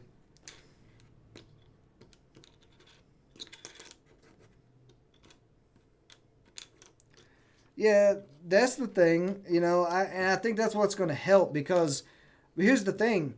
A lot of these companies that have employees that are working from home right now, when they see that, the company can still work with people working at home, that means they don't have to have people come to an office. They can downsize their facilities, stuff like that. They can cut some cost out by having people just work from home.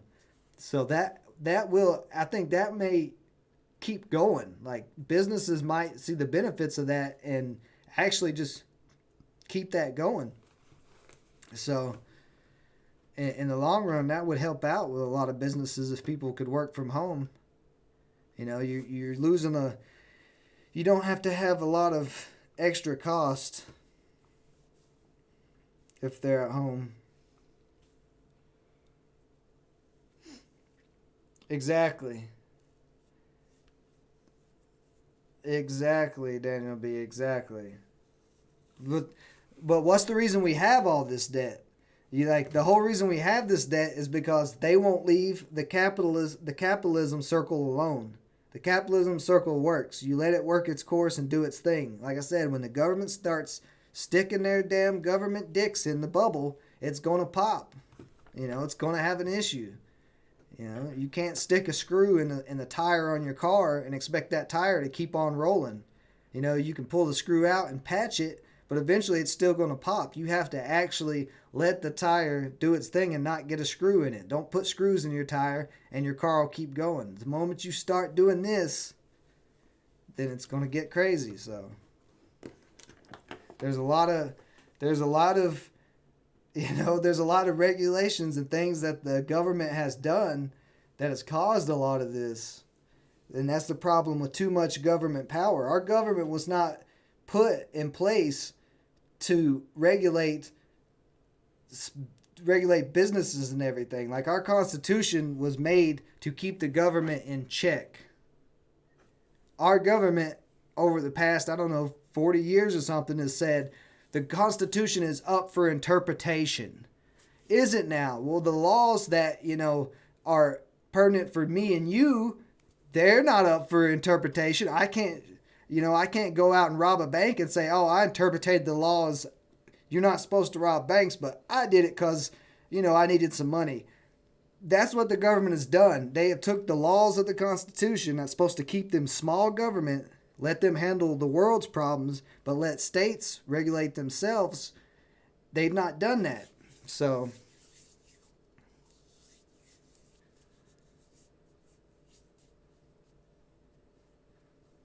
yeah, exactly. That's what I was saying about the work from home thing. It saves money, fuel, pollution, roads, personal time, all that stuff.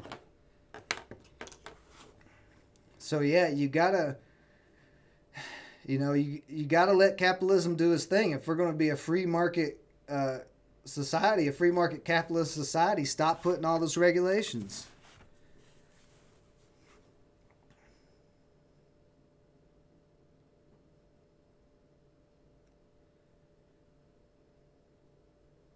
Yeah, everybody can start feeling bankruptcy. You know, I'm telling you, our economy is set up for the disaster.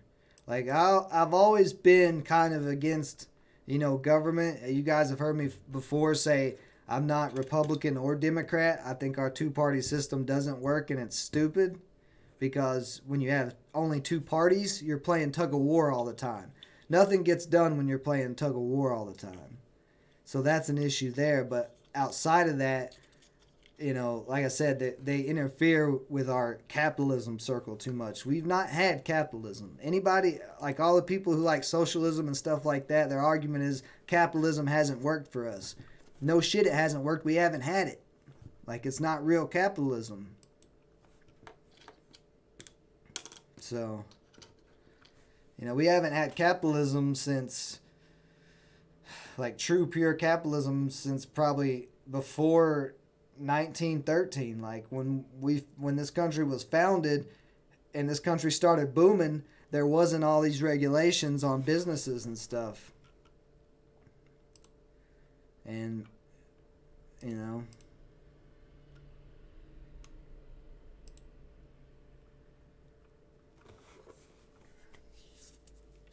you have to let the markets do their thing.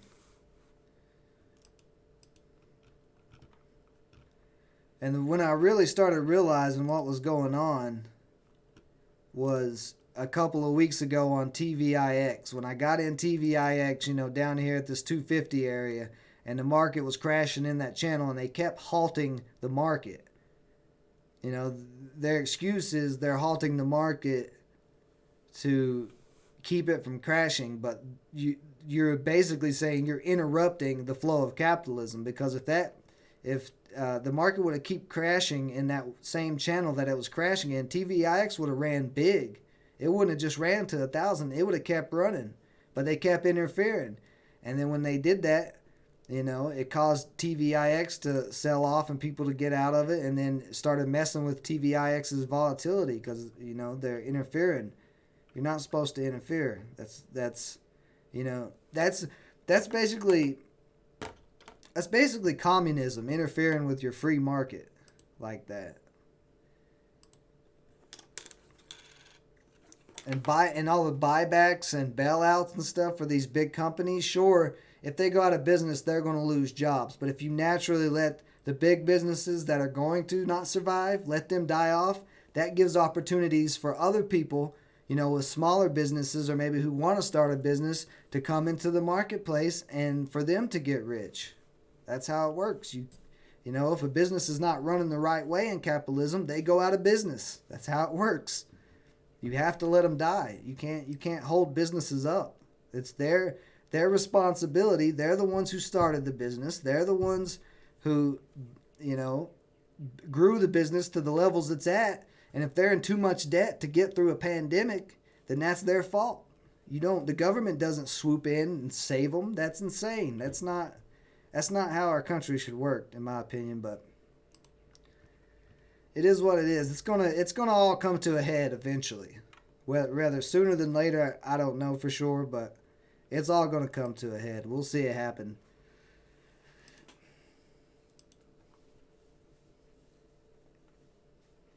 Circuit breakers for the whole entire market, though?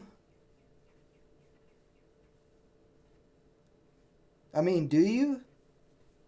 Like, do you need them for the whole entire market? Like, for a stock, I can see that, having a circuit breaker. Like, you don't want it to do things that are too unnatural, but like for the whole entire market, like that's crazy.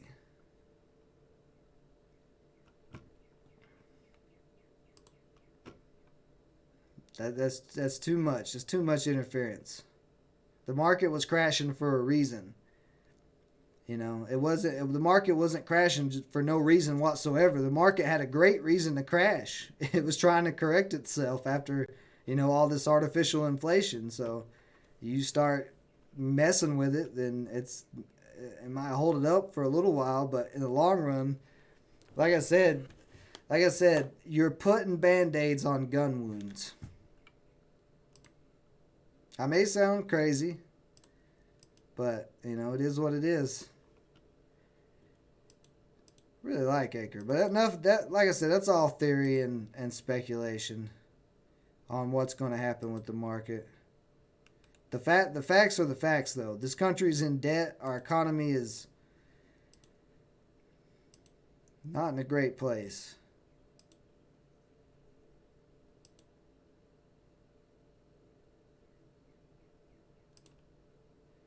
And it's all going to come to a head one way or another.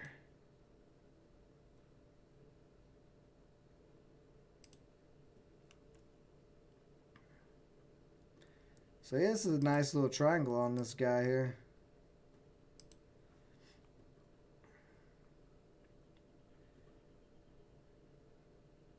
I think you...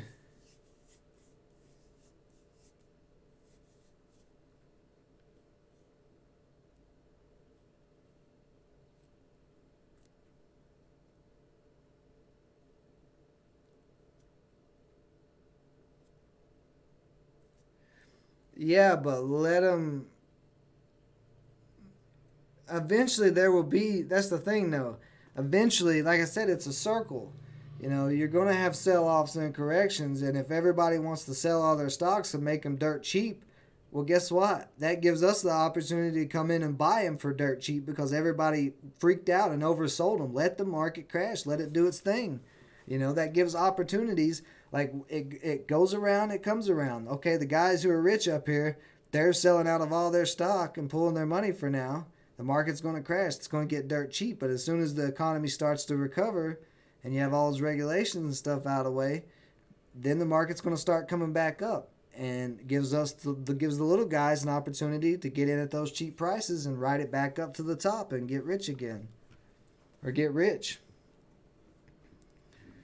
No, I disagree with you. Advisors, if they want to freak out, like I said, if they want to freak out, let them. The market has always went up. It's never not went up. Eventually it's going to rebound. If it's a big bad drop, it's a big bad drop. You have to let it play out, because eventually you're going to ruin this big uptrend. It's not going to keep going an uptrend if the dollar turns to nothing. Like you're talking, like if the dollar turns to nothing and everything, and we can't buy our way out of debt, because we're in debt. The whole United States is in debt to the whole entire world, basically. We sold treasury bonds everywhere to raise money, and because of that, that we don't have any money in those treasury bonds. They ain't worth nothing. Eventually it's all going to come down, and the longer you delay that drop, that correction, the worse that drop's going to be, and we're not going to be able to pull out of it. You have to have, it's like a yin and yang symbol. You have to have the balance, and we have no balance.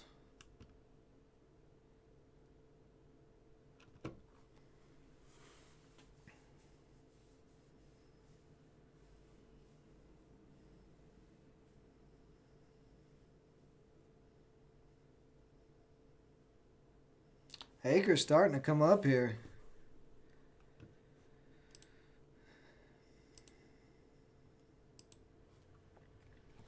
See if it holds over that holds over the VWAP.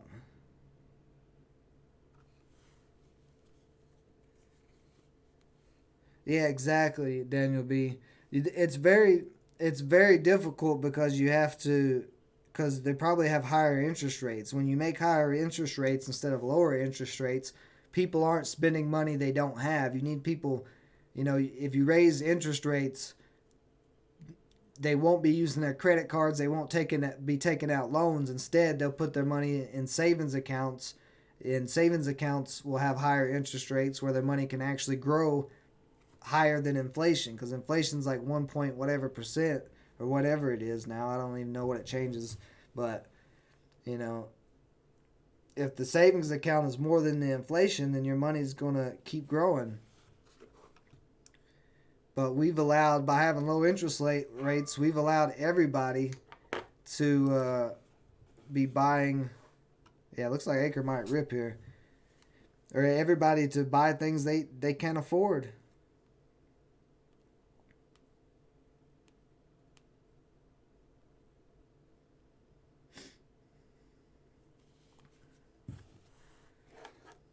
Like CEOs of big companies and stuff, they go into big debt so they can pay their big salaries and give themselves bonuses and all that extra stuff.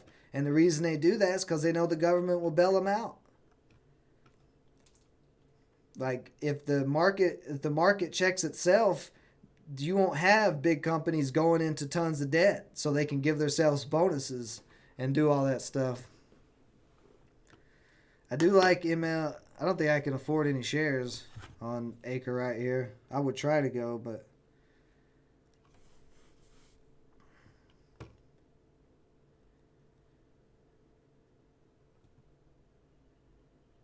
it may not get it. It's having some trouble. It's still having some trouble with that 325 area.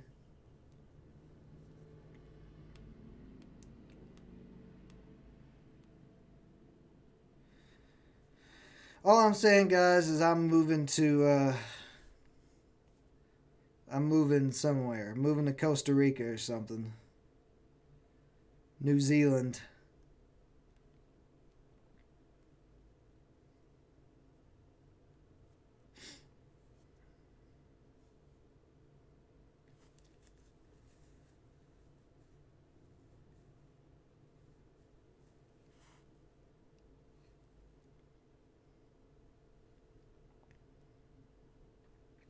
I try to make more than 2 and 10%. I try to make I usually want to make at least 25% gains on the day.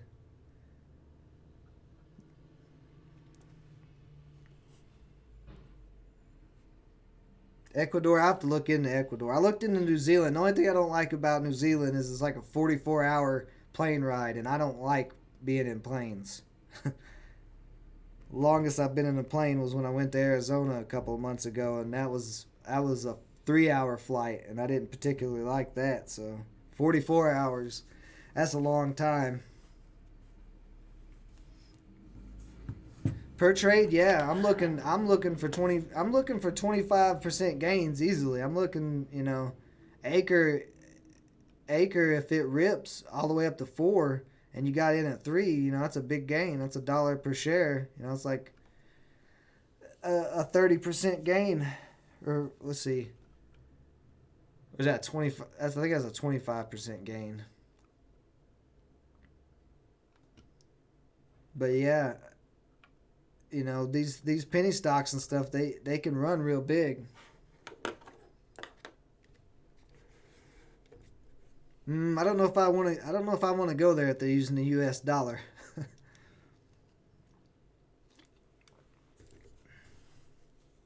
that would be that would be concerning.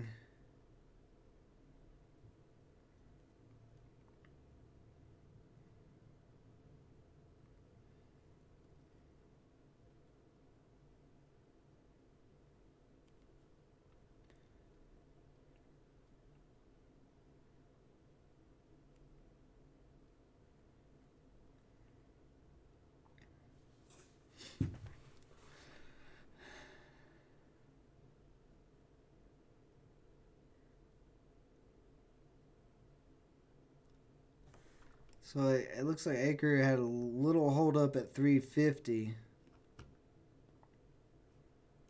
Oh, let me get back into my 1 year chart here so I can see what's going on. Okay.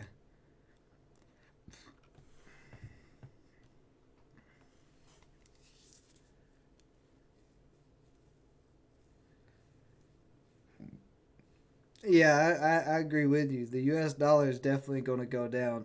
At some point, it's going to get hit. They're printing out too much of it. It's going to happen.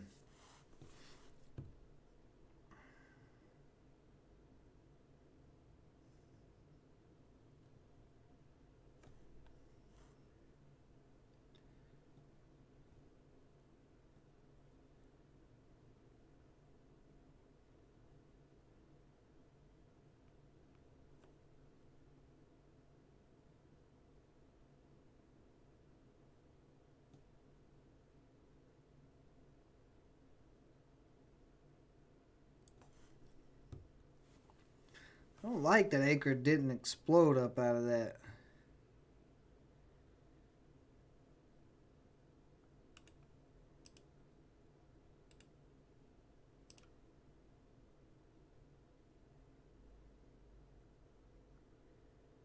Kind of premature.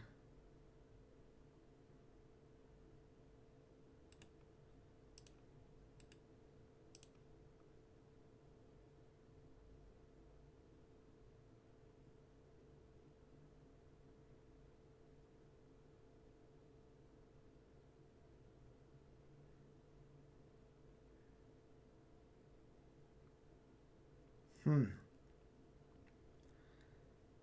Looks like it won. It looks like it's trying to hold up.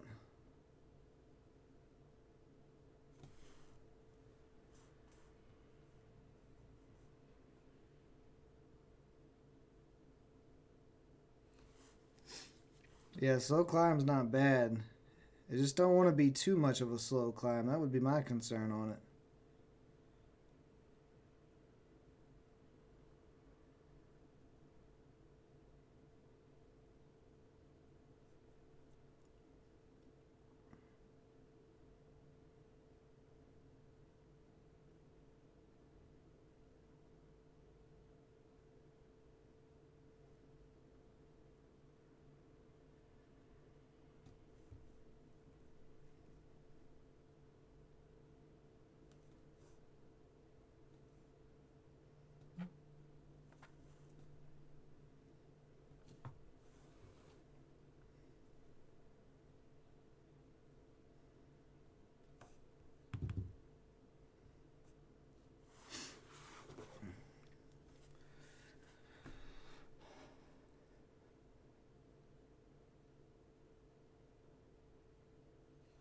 Codex went up to 1060. Yeah, I mean, if you got a big enough account to, kind of scalp Codex, there's nothing wrong with that.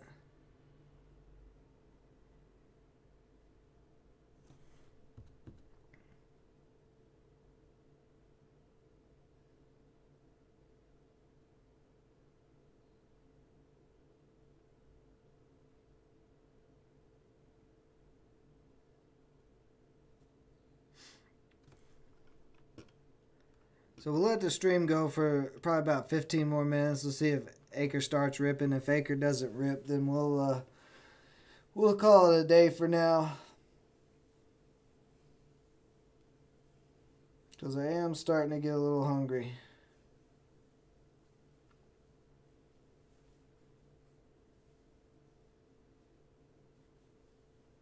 I don't really see anything else doing much either.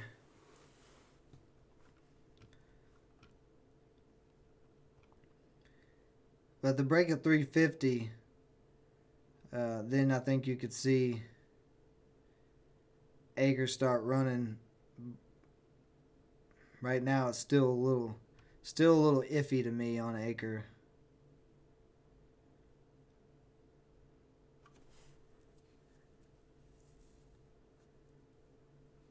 Codex over 1082. Let's see.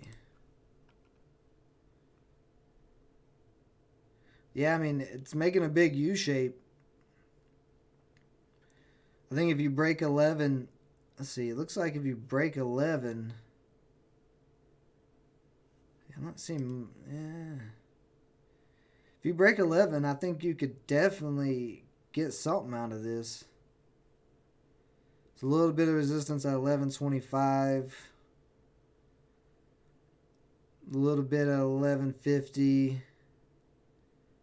It's definitely some 1175. But yeah, if it breaks 11, I think you could definitely see something out of it.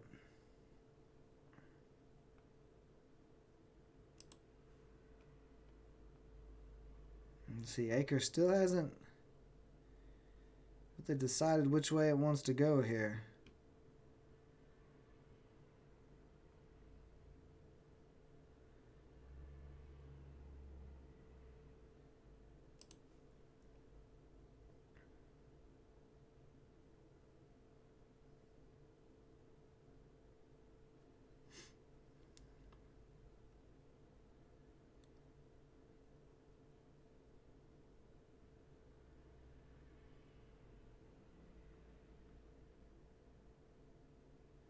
Just keep in mind too that Codex can rip dollars. Like if Codex really gets the volume, you've seen it move from 21 to 11, so it's moved $10 in one day, but here recently. But today we really haven't any big breakouts yet, and Acre still hasn't really had it's had a little bit of a breakout, but not really. Not yet, anyway. Like, I would consider a run up to 4 on this to be a good breakout. Maybe even 375.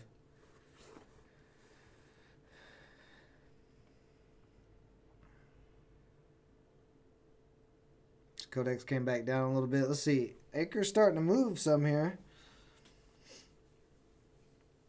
See if Acre can get up to that 350 area and try to break through 350.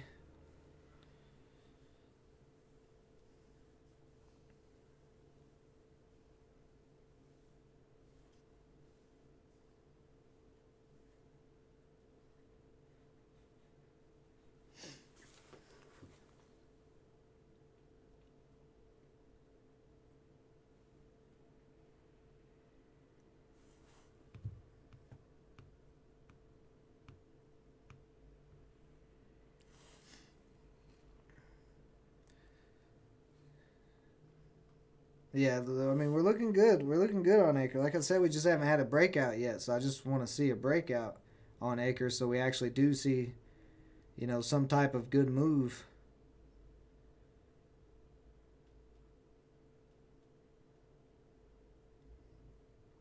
It looks like it's trying to start revving up here. We're right on that 350 mark, and it's warming up the old 1970 Camaro here. You got to rev the gas a little bit, get traders excited and into it. Let's see. Is it going to break 350 here? No, still not yet.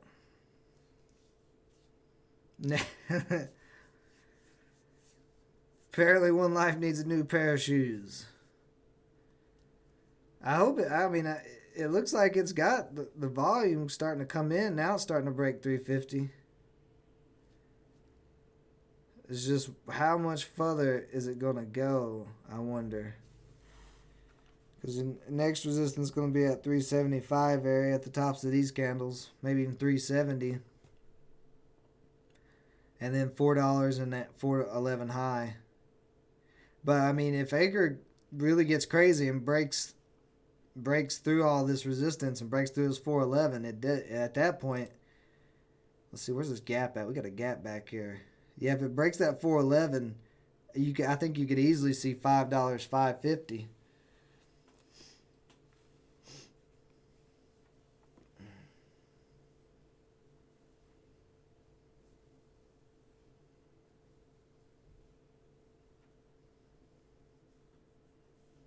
I mean, I'd probably be looking to lock some profit out here in this 350 area if you got in before the VWAP break or, down here. Maybe lock in a little bit, and then next area I'd probably look to lock in something would definitely be $4, maybe even 375. But I don't think 375 would be that big of a deal if it did get up to it. Because I think the closer it gets to that $4 area, the more volume is going to come in. Because like I said, if it breaks this, it's got a gap to fill all the way up to 550. That $4 411 area is the only thing holding it back from this gap.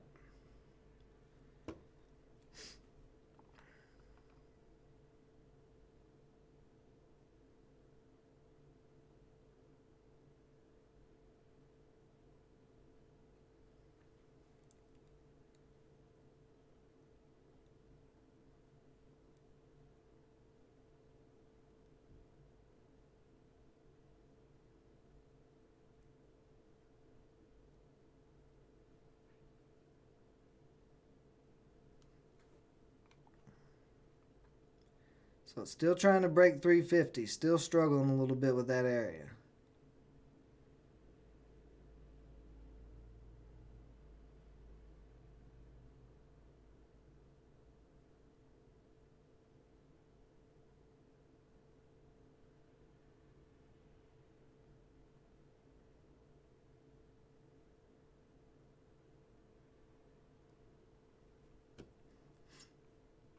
But this is a nice little healthy pullback right before 350.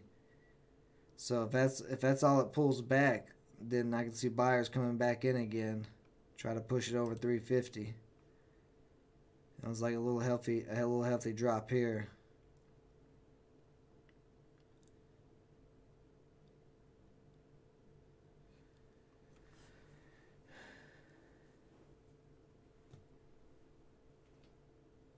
How much net do I lose a week? I mean, I don't. I lose some weeks, but some weeks I don't lose anything. So, I mean, you're talking about like the total added of like the losses I take, just losses. Like I may make profits that week still, but you're just saying like.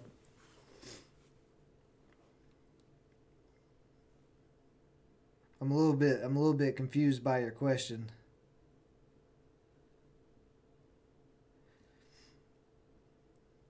And some of you guys seem to be kind of new in the chat. Just so you know, I'm not an expert or a guru.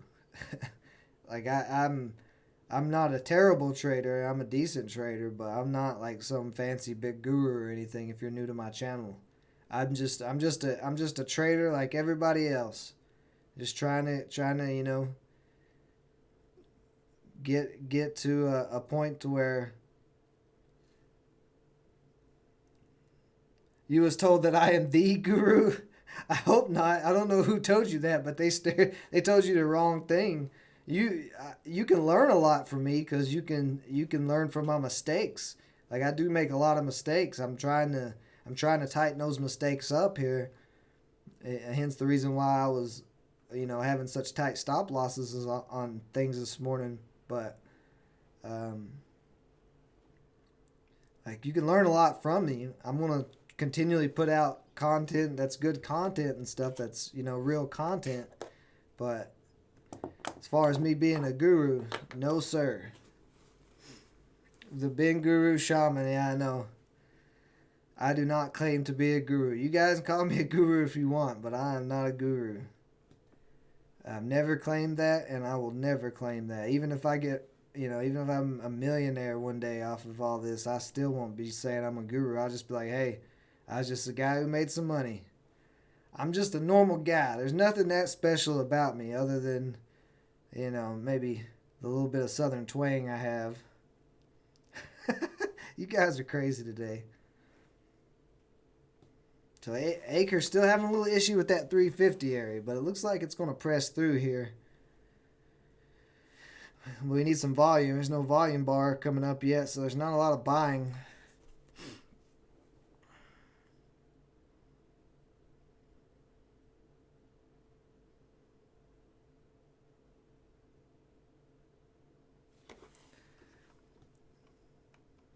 Yeah. The $3,000 Ben Guru program. See, I know that I look a little bit similar to the Alabama Trader, that guy who's a guru, but that's not me, guys. I'm not the Alabama Trader. I'm not Penny Stock PJ. I don't have anything for sale, so you can't be saying I have programs. I'm not that guy.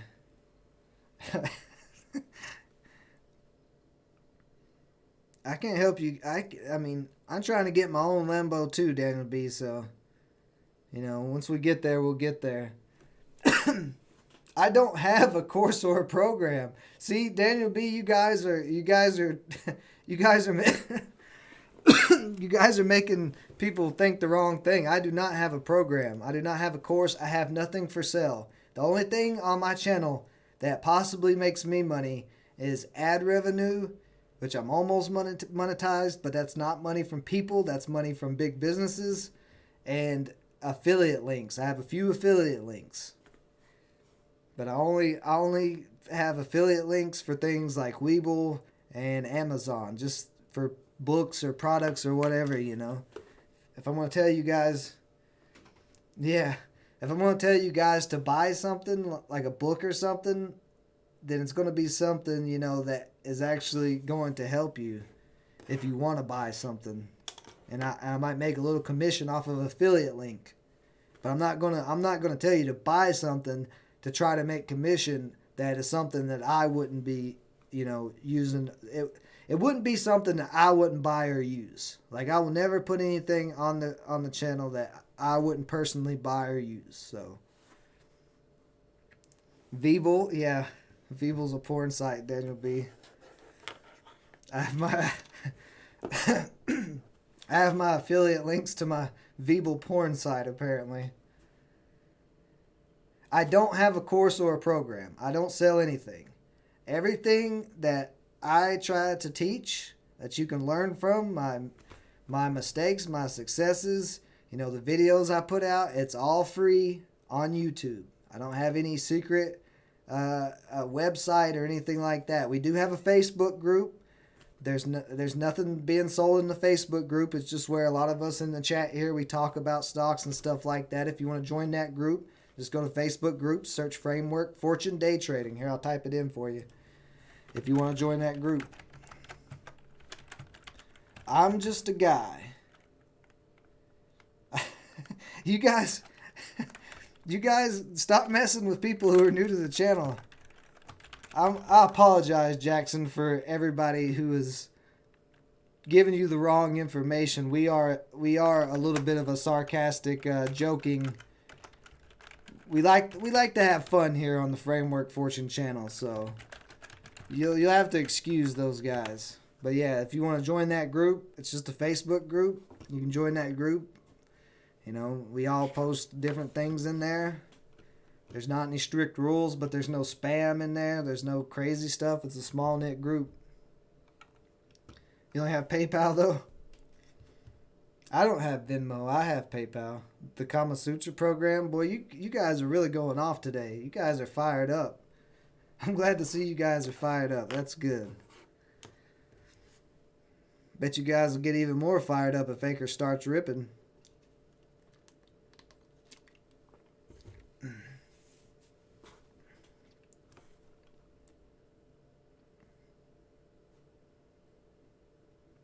What do you mean I killed people in Alabama? What are you talking about? Now you're just talking crazy. You're just talking absolutely crazy. I have a PayPal. I mean, if you just want to send me money, you can send me money. I don't have a course or a program though, so I don't know what that's really gonna do. Like, all you have to do is just subscribe to the channel. Hit that subscribe button and that notification bell. And hit the like button too while you're at it. That's the only thing my information and my live trading costs you is a subscribe, a little bell, and a like button. That's it. My whole goal for this channel was to get paid by sponsorships and ad revenues from big companies, not charge people who are everyday people, charge them for my for my little bit of knowledge in any of that. So, One Life. Don't buy any courses or anything. I don't know if you're joking with these guys or not, Jackson. Like, you might be just trolling with them, but don't buy any courses from anybody. There's plenty of free information out there. I don't know, guys. I don't know about Acre, though. It had a lot of trouble with that 350 area. Tips accepted. Yeah. Tips accepted.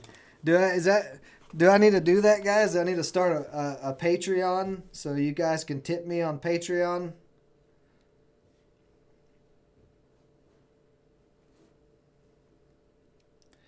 One Life, you killed it. What kind of gain did you get on Acre, One Life?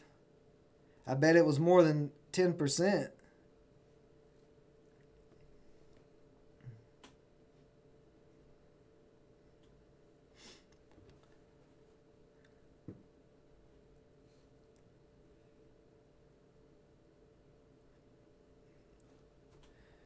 Well, all right, so I think there's a way once my channel is monetized, which it's close to being monetized, I think there is a thing called Super Chat where people actually can tip me in the chat. But your average was 189? No, man, it had to be 289. But I mean, I'm not gonna be asking people to tip me once my channel is monetized. I'm not gonna do that. Like, that'd be up to you guys if you want to do that. I don't really know why you would want to tip me, but yeah, 289. That's what I thought. Okay. But we'll see what changes with the channel once I'm monetized. I'm very close. I'm thinking by the end of this week that I'll be monetized with YouTube. So we'll see. There's like a whole other side of the things I can do on YouTube once I'm past that monetization point. So, but I don't know because I've never got there. So I've done research. I know there's different things like Super Chat and stuff. So when I get to that point, we'll see what happens with it all.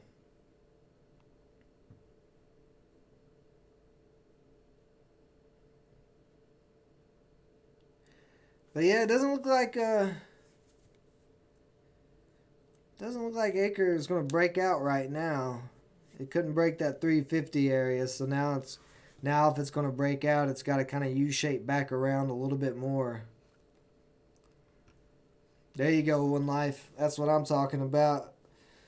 A J and a grill. That sounded stupid. A J and starting up the grill. A J and a grill, I don't know what that would really mean.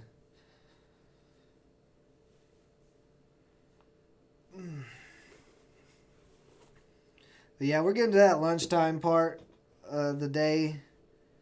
So, I think we can probably call it here. Maybe we'll come back for Power Hour, see what's happening then. But yeah, if you're not in the Facebook group, go join that group, and then you'll get. I'll tell you guys if I'm going to live stream or not in the group for Power Hour, because I don't always live stream Power Hour. Sometimes I do, sometimes I don't. Maybe 2 p.m., maybe 2:30 p.m. I don't know yet. Maybe not at all. We'll see. It's too early for that, Daniel B. I don't make those decisions till later in the day. I gotta eat. I gotta go take my dog out. I got a lot of stuff to do. There you go. So, all right, guys, let's go ahead and call it a day here. Appreciate everybody joining me as always. Like I said, we may or may not be back later today, but we will definitely be back tomorrow morning. Join the Facebook group if you haven't.